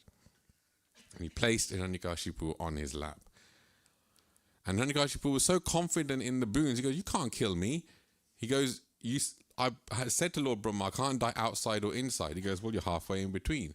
He goes, well, I can't die in the day or the night. He goes, well, it's dusk. He goes, you can't kill me with any weapon. And Lord Nrsimhadev like, I'm about to use these nice nails that I've got. And he goes, yeah, but I can't die in any month of the year. And then Lord Nrsimhadev said, I created a dikmaas just for you. and then he says all the conditions and he realizes, oh God. So you can see, even if you use your intelligence to try and outwit the Supreme Lord, it won't work. Because the Lord intelligence is far superior. And then Lord Nrsimhadev at the right time put his nails into Hiranyakashipu and ripped him in half. Nrsimhadev ki jai. Then he took out the intestines and made himself a garland. And he went and sat on Hiranyakashipu's throne and just threw Hiranyakashipu's body on the side. But Lord Nrsimhadev was so angry, he wasn't satisfied with that fight. So he kept roaring like anything, and everyone was getting afraid. And all the demigods were there offering prayers, but they were really scared, so they were at quite a distance away. And all the other demons that were around Hiranyakashipu, there's a picture that I've seen once, where Lord Nrsimhadev's got loads of arms, and the demons are there, and the arms are literally just doing like this and just killing all of these demons. So all of Hiranyakashipu's demons just ran off. But the Lord was still very angry. So they thought, what can we do? So it said that in Vaikuntha before, Lakshmi Devi was massaging Lord Vishnu's lotus feet. This was much before this.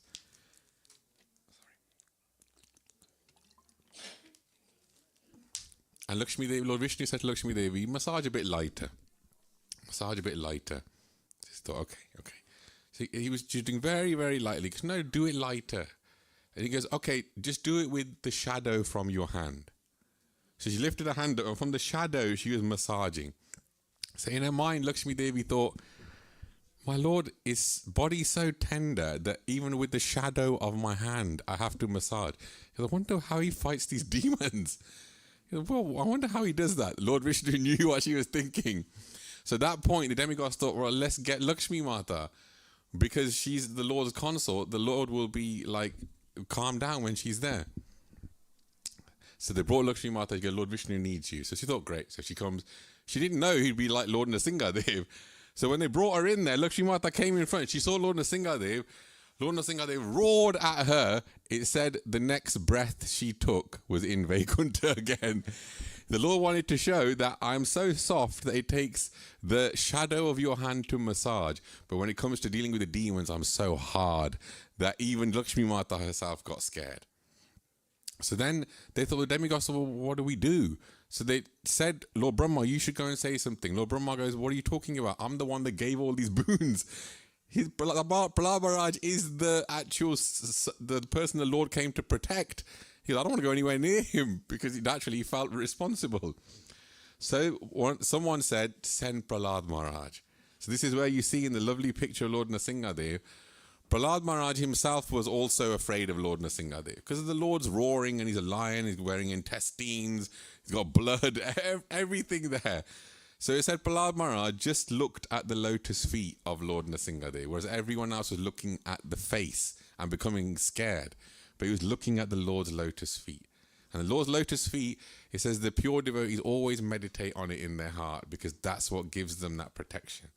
So you just see Prahlad Maharaj with his hands up like this, and he's looking down at the Lord's lotus feet with a garland. And Lord Nrsingadev, then he saw his devotee and he actually calmed down.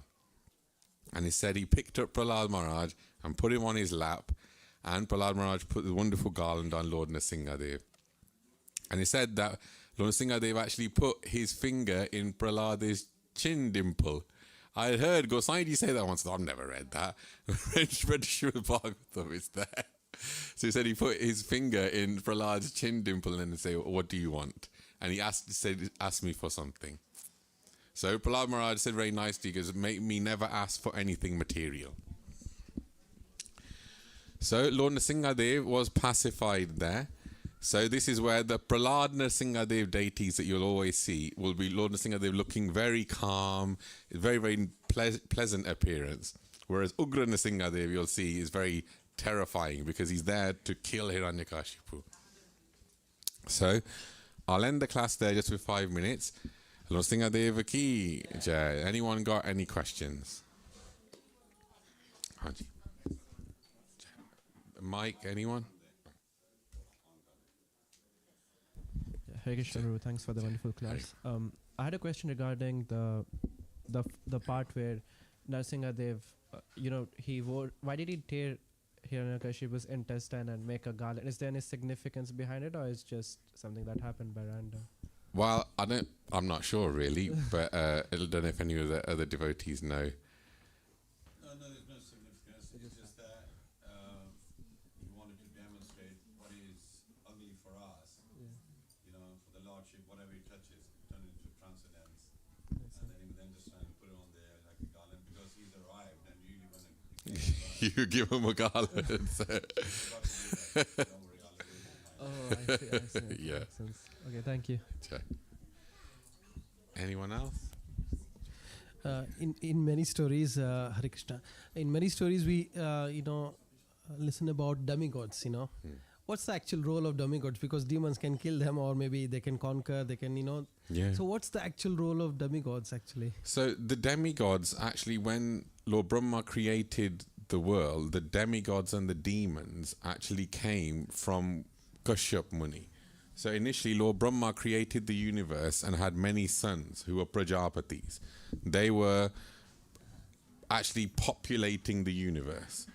So what happens is that the demons were produced from Diti and I think Danavi.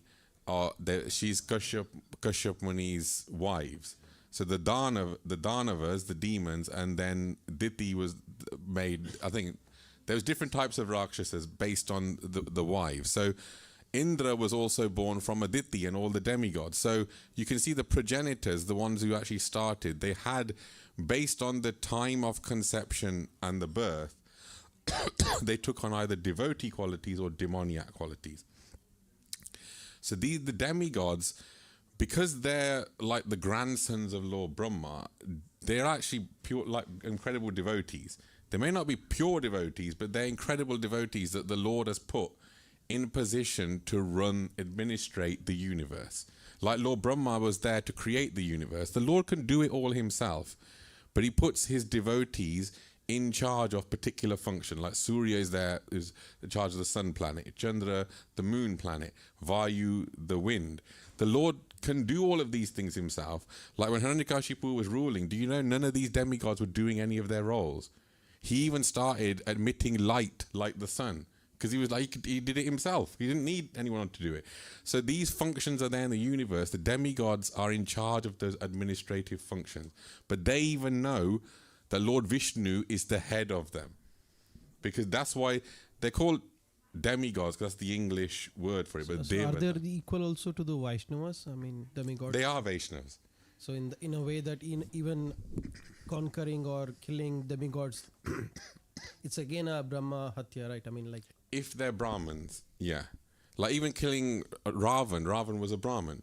So when Lord Ram killed him, he had to do some penance for killing a Brahmin. This is what, it was a place that you said, was it Ram? Yeah. It's because it's Brahma Hatya, so the Lord had to come and do it. So these are like the super high level demons who are like sons of Pulastya Muni and stuff. These are like the initial sons of Brahma. So they are Brahmins, but because it says that the demons and the demigods are very similar, but the demons don't worship Lord Vishnu. And they have demoniac tendencies, whereas the demigods have divine qualities. There's a nice pastime. So the Bhrigu Muni was asked to test the difference between demons and demigods. So he locked all the demigods in a room and locked all the demons in a room. He tied all of their hands at the back. And he told the demigods and the demons, there's bowls on the floor with food. You have to eat this food. Whoever does it, they will be considered superior. So he closed the door and went out of both rooms. When he came in afterwards, the demons, all their faces were face down in the bowl trying to drink. It was mess all over the place. It hadn't worked. It was, and he thought, he goes, no, you haven't done this. It went to the demigods' room. Even though their hands were tied, the demigods, instead of trying to drink it themselves, they were helping each other to drink. So one demigod would go, the other one would hold in hand and feed it. And so Bhrigu Muni said, this is the difference between the demigods and the demons. The demigods cooperated with each other and had divine qualities, where the demons were just thinking about themselves and what they wanted. So there's a whole, in 16th chapter of Bhagavad Gita, there's a whole list of divine and demoniac qualities. The demigods will have all the divine qualities. When you occasionally see them make mistakes, like Lord Brahma taking the cowherd boys, or Lord Indra not realizing that Krishna is, these are individual instances. It's not all the time. Whereas the demons are just doing bad stuff all the time.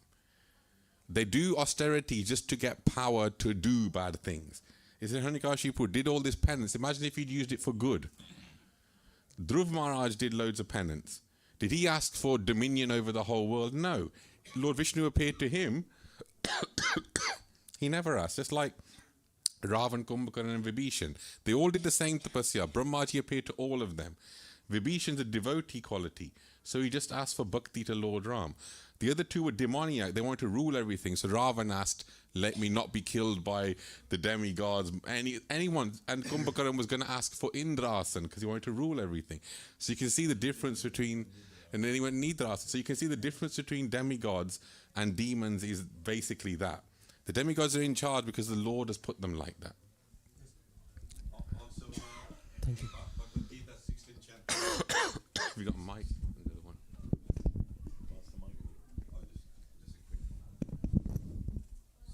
16th chapter of Bhagavad Gita, if you read it, there it talks about divine qualities and demoniac qualities. So the demons and demigods are stepbrothers. You know, like Kauravas and Pandavas, they were cousins as well. And this is in the beginning of creation. So when the creation starts, however it finished previously, people have divine qualities and demoniac. When the Srishti starts again, the same mentality appears. So it appears through the Prajapatis, the ones who are, you know, progenitors. So then they are actually stepbrothers and stepsisters, but they got previous mentality which was frozen while they're in Mahavishnu for a long period. When they appear again, those qualities appear again and the personalities. And because the source is similar, that's why they are stepbrothers, but they have opposite qualities. One is abiding by Vishnu, the other ones want to do the independence. And Prahlad Maharaj, as he mentioned, he's best of the demoniac people. Prahlad Maharaj is Vishnu's das, you know, and that's why Hiranyakashipu never liked him like that. And even Indra and others, they respected Prahlad Maharaj. Yudhishthira Maharaj respected Prahlad Maharaj, although his demonic family, but his mentality was better than Devdas. And Bali Maharaj's grandson, when he was pushed to Sutalok by Vamandev, Bali Maharaj said, actually we demons are better off than demigods, because the demigods are in heavenly planets and they're very proud of their opulence. They have pride. Whereas we demons, we make a mistake and then we regret realizing actually we are not as powerful as Vishnu. And we are pushed into, you know, the Patal Lok and places, Suta Lok. So we regret, we become humble. Whereas the demigods, they are proud of the opulence and all that kind of thing. So he was finding fault in the demigods. But mainly Devtas are taking care of the whole universe. That is their post. Like Indra is a post, and some living entity occupies it, and then he has to provide rain and everything like that. It's the government departments like that. And so they abide by it. It's like having a prime minister and you're not like Mr. Modi, and most of the people are anti him, but he's doing so good like that. So anybody who's anti, although he's supposed to fall in line with the government, but they're opposing it because they have opposing mentality like that. So the Lord is at the top. All the departments are being managed by, even Jamraj is a demigod, you know, but he's managing all the evil people who are coming and judging them and all that kind of thing. So that's how this the whole universe is working. Yes, sorry about that.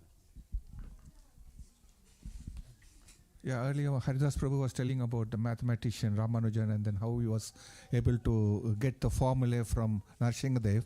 What I was thinking is Narsinghadev himself is the most mathematical avatar because, you know, he took care of inside, outside, up, down, time, as well as appearance, whether it should be a lion or man. You know, all those mathematical calculations he made before appearing. So, no, it's not Oxford. No, actually, Ramanujan was in Cambridge, actually. Cambridge. So, everyone can please stand up? We'll do Aarti. Jai Ho.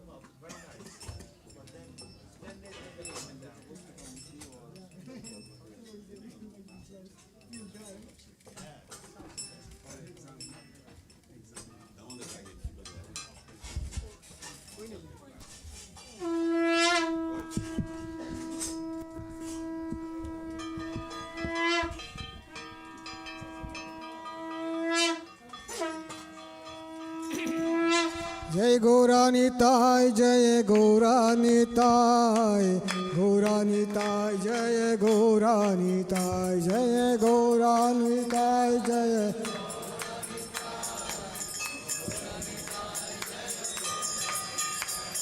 Shiv जय जय गौरा चंद आरती कसोभा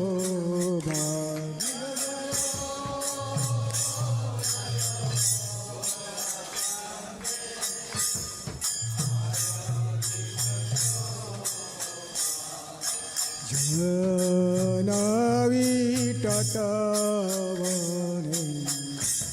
जगमन लोबा जानवी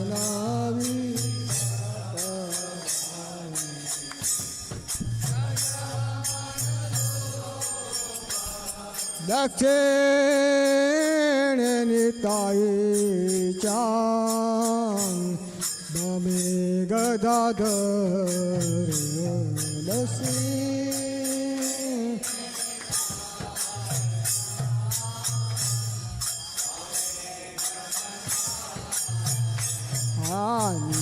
निकटेय द्वैतसीनि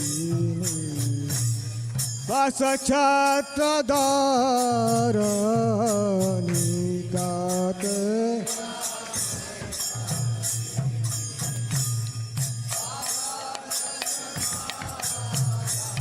बसे आछ गोराचान रत्न सिंहासन रसी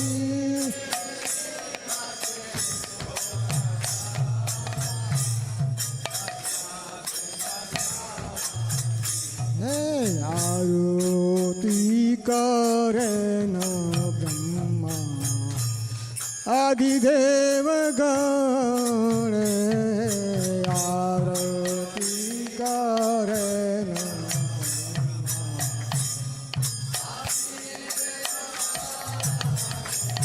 गोरो हरि आदि कोरी चामर दुलाय नरा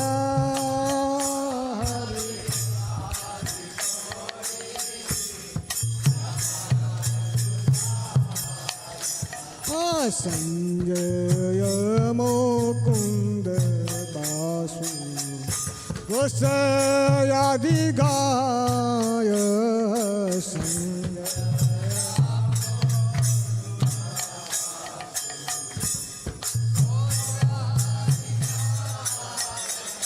शंखा बाजे घंटा बाजे बाजे करताल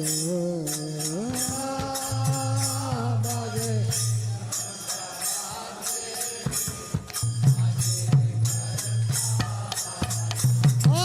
मधुर रोदंग बाजे परम रसालो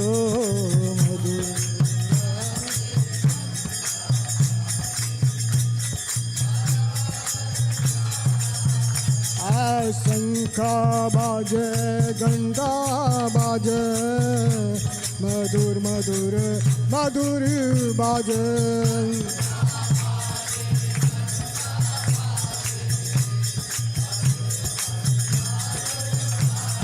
शंखो बाजे घंटा बाजे मधुर मधुर मधुर बाजे बाजे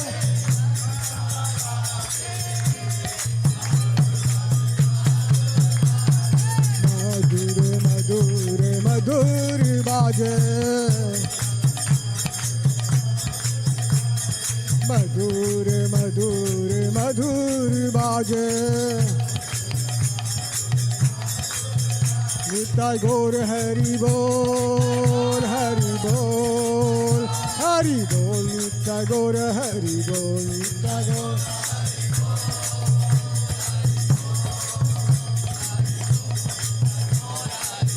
Nitai Gaur Hari Bol, Hari Bol, Hari Bol, Nitai Gaur Hari Bol.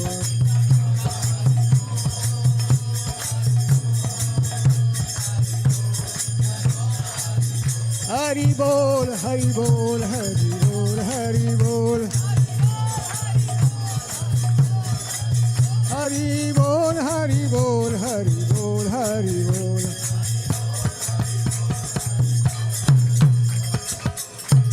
Baho Koti Chandra Jini Jadana Ujjavala.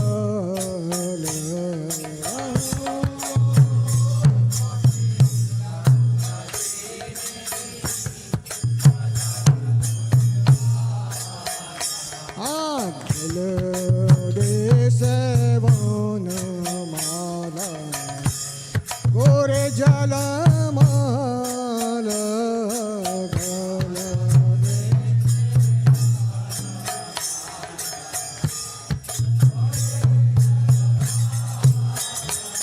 Shiva Sukhanarada Jene gada gada Shiva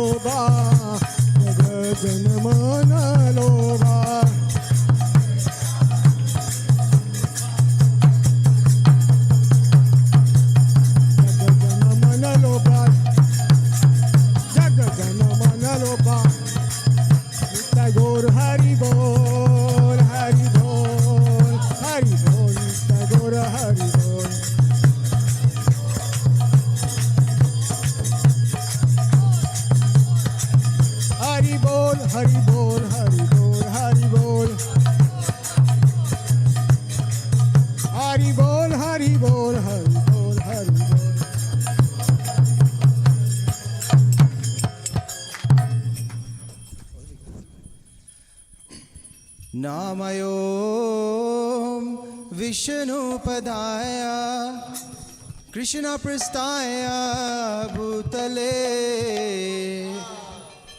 Shrimati भक्ति वेदांत स्वामी निति नामिने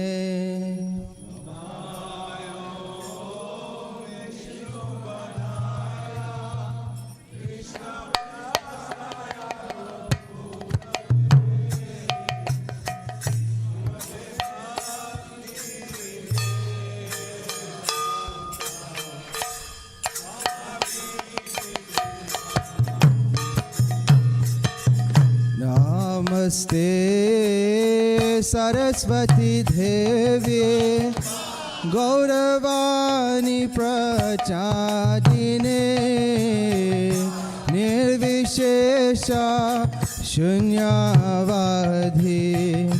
पाश्चात्यादेशतारिणे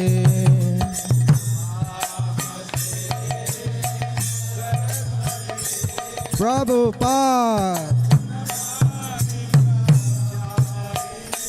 Prabhupada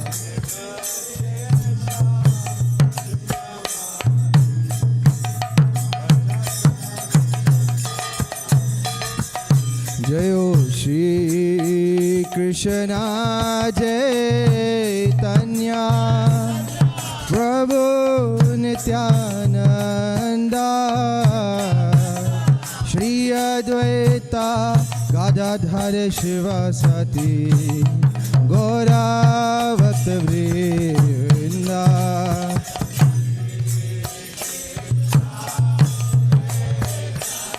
चैतन्य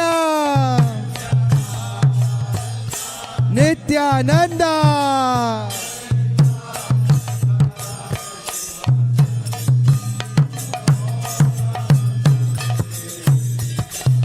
जयो श्री कृष्ण चैतन्य प्रभु नित्यानंदा श्री अद्वैता गदाधर शिवासति गौरा भक्तवृंदा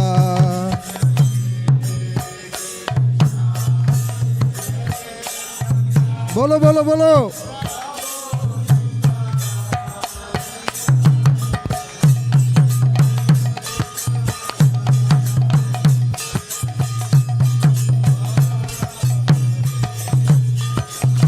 जय गौरा भक्तवृंदा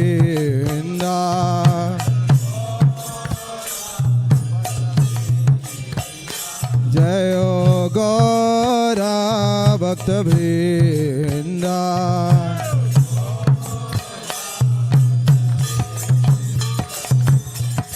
हरे कृष्णा कृष्णा कृष्णा हरे हरे हरे राम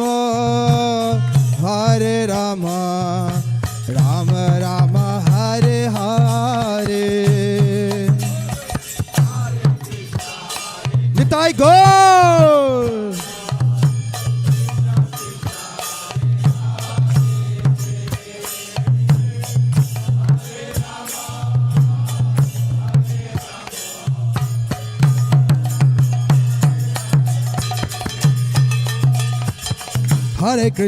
हरे कृष्णा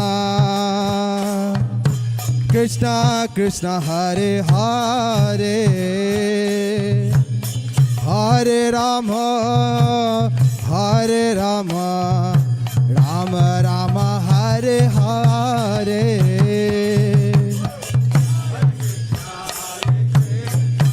कृष्णा हरे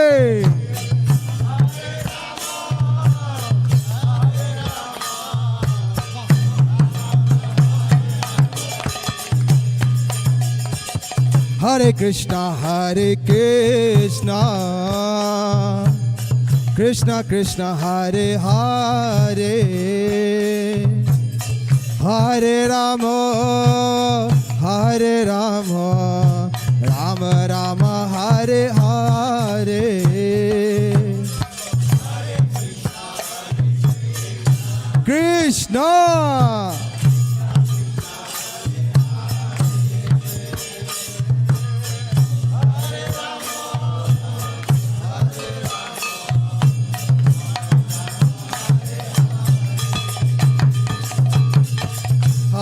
कृष्णा हरे Krishna Krishna Krishna Hare Hare Hare Ram Ram Ram Hare Hare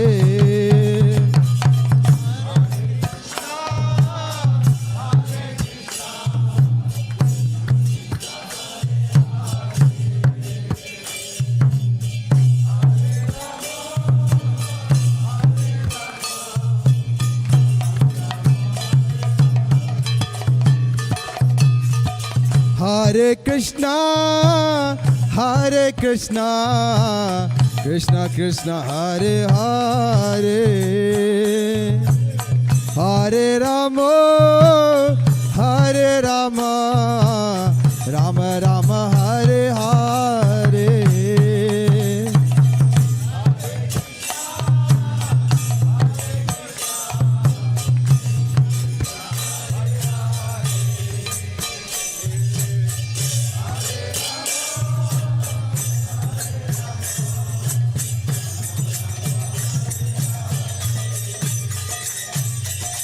Hare Krishna, Hare Krishna, Krishna Krishna, Hare Hare, Hare Rama, Hare Rama, Rama Rama, Hare Hare.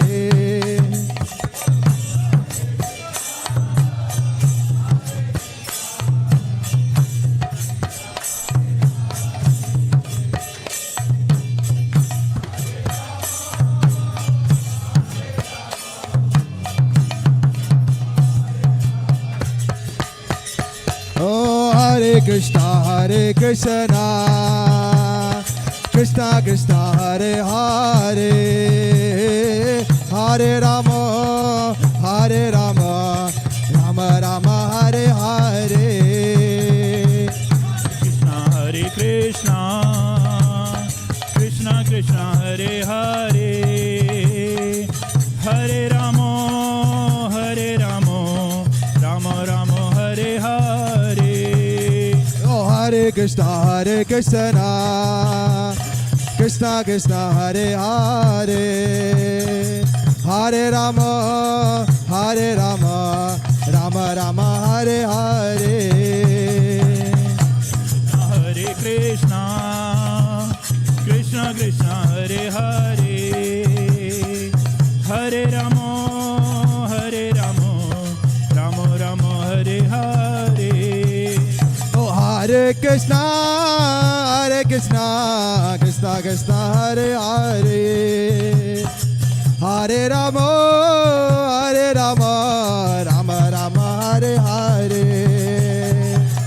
Hare Krishna, Hare Krishna, Krishna Krishna Hare Hare, Hare Rama, Hare Rama, Rama Rama Hare Hare. Oh, Hare Krishna, Hare Krishna, Krishna Krishna, Hare Hare, Hare Rama, Hare Rama, Rama Rama, Hare Hare. Hare Krishna, Hare Krishna, Krishna Krishna Hare Hare, Hare Rama, Hare Rama, Rama Rama Hare Hare. Hare Krishna, Hare Krishna, Krishna Krishna, Hare Hare, Hare Rama, Hare Rama, Rama Rama, Hare Hare.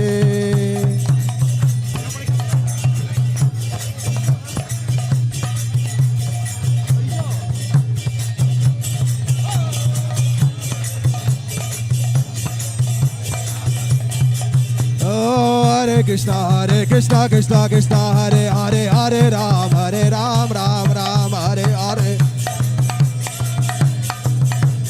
Rama Rama Hare Hare.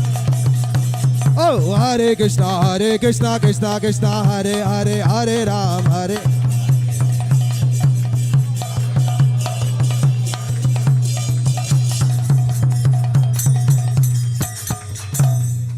Jayo Radha Madhav, Radha Madhav Radhe.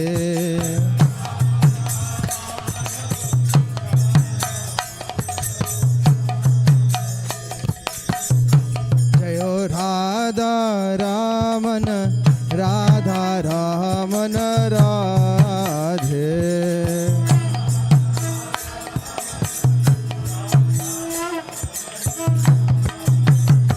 Jayo Giri Govardhan, Giri Govardhan, Giri Govardhan, Jayo Giri Govardhan.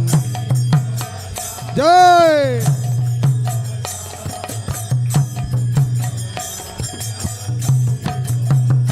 Jayo Madhasudan, Madhasudan, Madhasudan, Jayo Madhasudan.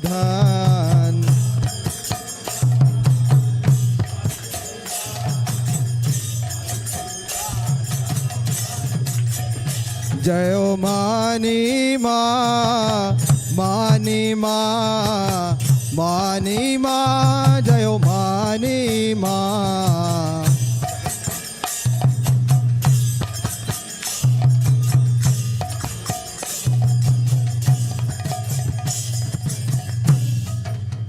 Jagannath स्वामी नयन पथगामी नयन पथगामी भवतु मे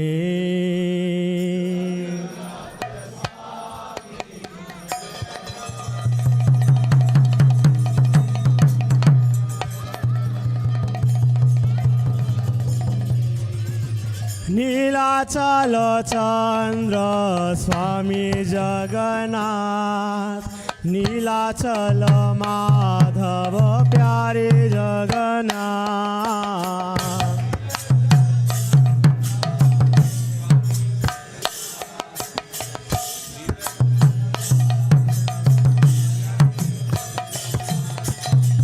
जय जगन्नाथ जय जगन्नाथ जय श्याम सुंदर प्यारे जगन्नाथ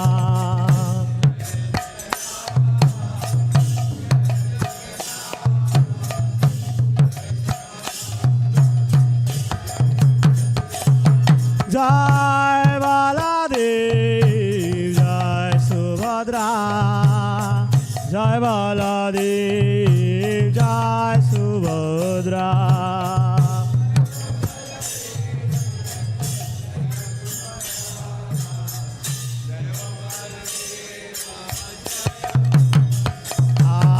जय सच्चिदानंद गौरा हरि विष्णु प्रिया प्राणधन नदिया बिहारी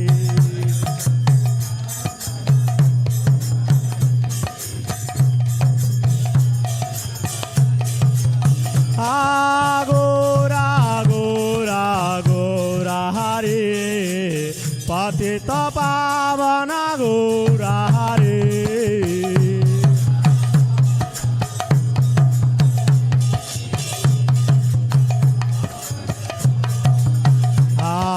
जय निताय चांद जय निताय चांद जय निताय चांद जय चक्रधाम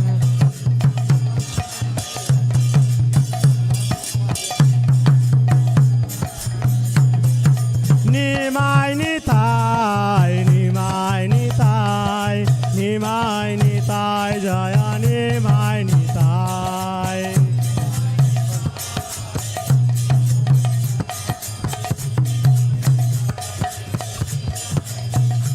रघुनंदन राघव राम हरे सिया राम हरे सिया राम हरे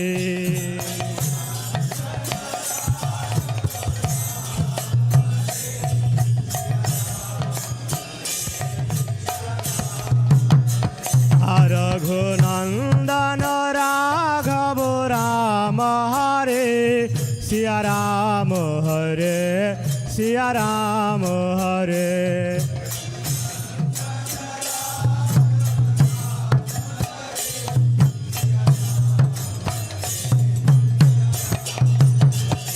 सिया राम हरे सिया राम हरे सिया राम हरे सिया राम हरे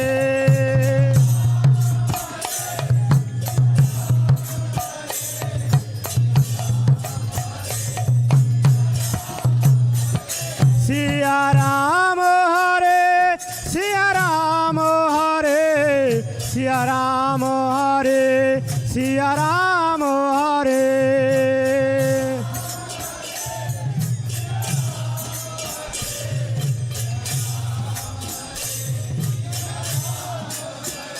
ओ श्री राम जय राम जय जय राम श्री राम जय राम जय जय राम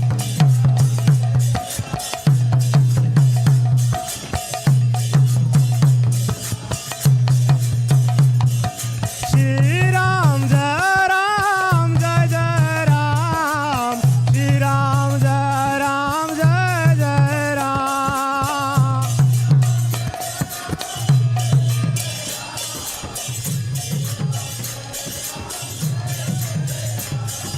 श्री राम जय जय Ram Shri Ram, Jai Ram, Jai Jai Ram.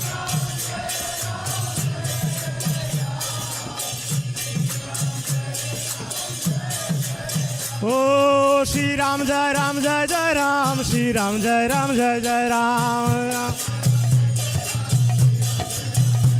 Shri Ram, Jai Ram, Jai Jai Ram, Shri Ram, Jai Ram, Jai Jai Ram. Oh, Shri Ram, Jai Ram, Jai Jai Ram. Ah, Shri Ram, Jai Ram, Jai Jai Ram. Oh, Shri Ram, Jai Ram, Jai Jai Ram, Shri Ram, Jai Ram, Jai Jai Ram. Shri Ram, Jai Ram, Jai Jai Ram, Shri Ram, Jai Ram, Jai Jai Ram.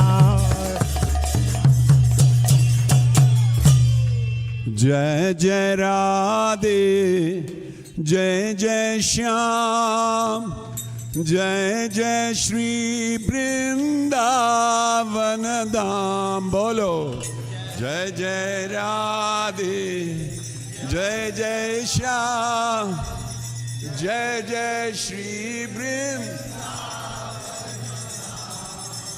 जय जय राधे, जय जय श्याम, जय जय श्री वृंदावन धाम। राधे जय जय श्याम, जय जय श्री वृंदावन। प्यारी राधे, प्यारो श्याम, प्यारो श्री वृंदावन धाम। प्यारी राधे, प्यारो श्याम, प्यारो श्री वृंदावन धाम।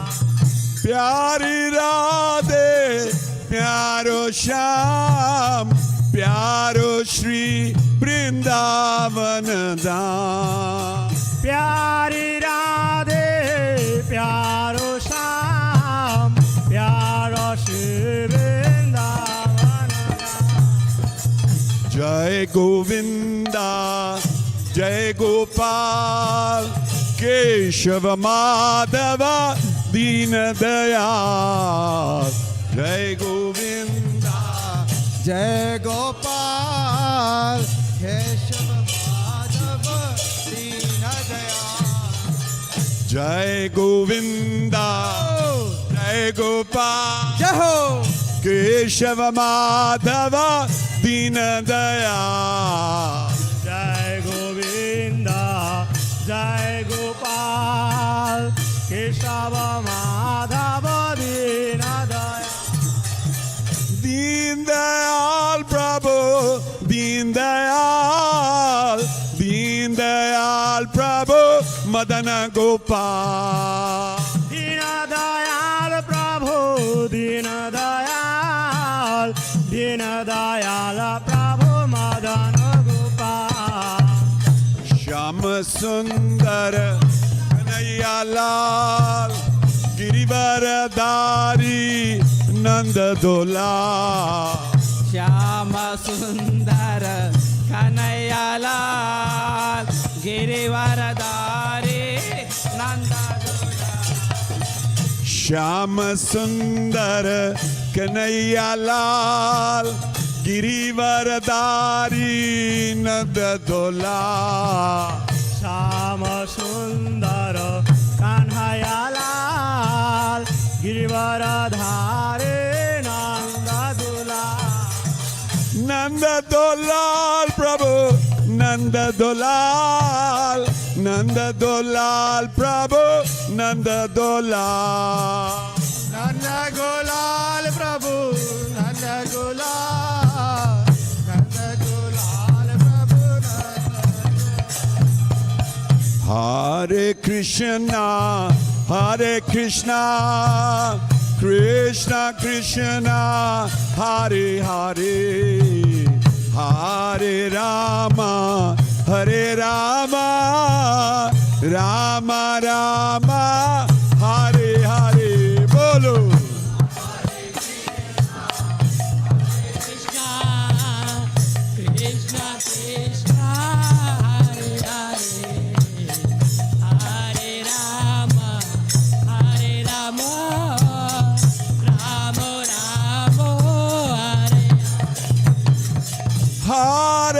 Krishna, Hare Krishna, Krishna Krishna, Hare Hare, Hare Rama, Hare Rama, Rama Rama, Hare Hare. Bolo.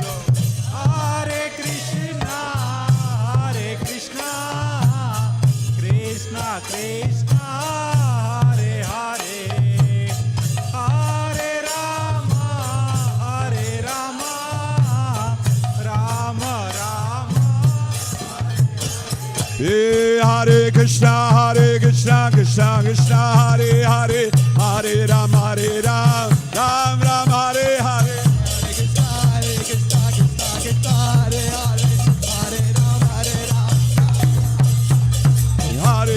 Hare Krishna, Krishna Krishna, Hare Hare, Hare Rama, Ram Ram, Hare Hare. Krishna, Hare Hare, Hare Rama, Hare Ram. Hare Krishna, Hare Krishna, Hare Krishna Krishna, Hare Hare, Hare Rama, Hare Rama, Rama Rama,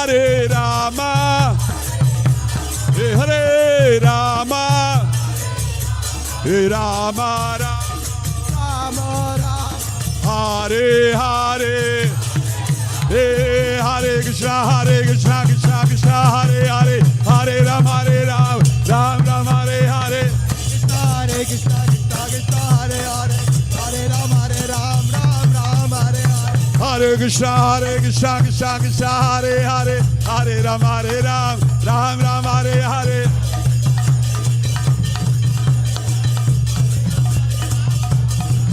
Hey Prabhupada, Prabhupada, Prabhupada. Hey Prabhupada, Prabhupada. Hey Prabhupada, Prabhupada. Prabhupada, Prabhupada. Gurudev, Gurudev. Hey Gurudev, Gurudev. Gurudev, Gurudev. Hey Gurudev, Gurudev. Hari Bol, Hari Bol. Hari Bol, Hari Bol. Hey Hari Bol, Hari Bol. Hey Hari Bol, Hari Bol. Hey Hari Bol, Hari Bol. Hey Hari Bol, Hari Bol. Hey Hari Bol, Hari Bol. Hey Hari Bol, Hari Bol. Hey Hari Bol, Hari Bol. Hey Hari Bol, Hari Bol. Hey Hari Bol, Hari Bol. Hey Hari Bol, Hari Bol.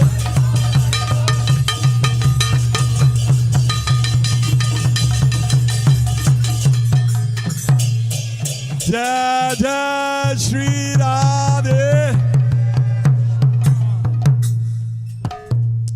जय विष्णुपाद परमहंस परिव्राजकाचार्य श्री श्रीमद अभय शरण अरविंद भक्तिवेदांत स्वामी श्रील प्रभुपाद की जय। जय विष्णुपाद परमहंस परिव्राजकाचार्य श्री श्रीमद भक्ति सिद्धांत गोस्वामी ठाकुर श्रील प्रभुपाद की जय। गुरु परंपरा की जय। सर गोस्वामी प्रभुपाद की जय। नामाचार्य श्री हरिदास ठाकुर की जय। श्री श्री सच्चिदानंद निताय चांद की जय। जगन्नाथ बलदेव सुभद्रा महारानी की जय। श्री श्री राधा माधव राधा रमन भगवान की जय। गौर ब्रह्मानंदे all glories to the devotees, all glories to the devotees, all glories to the devotees, all glories, all glories, all glories to Srila Prabhupada and Guru Maharaj की जय हो। Jai Ho, Vidu Prabhu. Oh, Vidu is outside, yeah. Okay, so there's many guests. Can you move forward a bit? Can all come forward? There's some Mataji standing there. We're going to do special prayers for Lord Nrsingadev, those whose birthday is today, they're celebrating. And for Rita's Mata Shri is here. Rita, Haribol. So you come, give her a round of applause. She's coming after a long time. Yes, it's wonderful. And also Shraddha Devi, she's been away. Noel, give her a round of applause. And Jai Radhe, she wasn't well either. Please, round of applause. She's somewhere. Yeah, okay. So we're going to do Nrsingadev. Okay. Well, can you come this way a bit? Yeah, because Pragnesh can't come in. No, you stay there. We need you there. No, they can't. Come on, children. Come this way. Come this way. Thoda ho jao. All right. Okay. Well, there's no alternative. We'll have to make this room bigger. So big round of applause for that thought. Yeah. Thank you. So now the children have they decided who's going to sing? There we go. Yeah, you can't sing it. You lost your tooth. I don't think it's gonna be. Okay, there you go. Namaste Narasingaya. Namaste Narasingaya.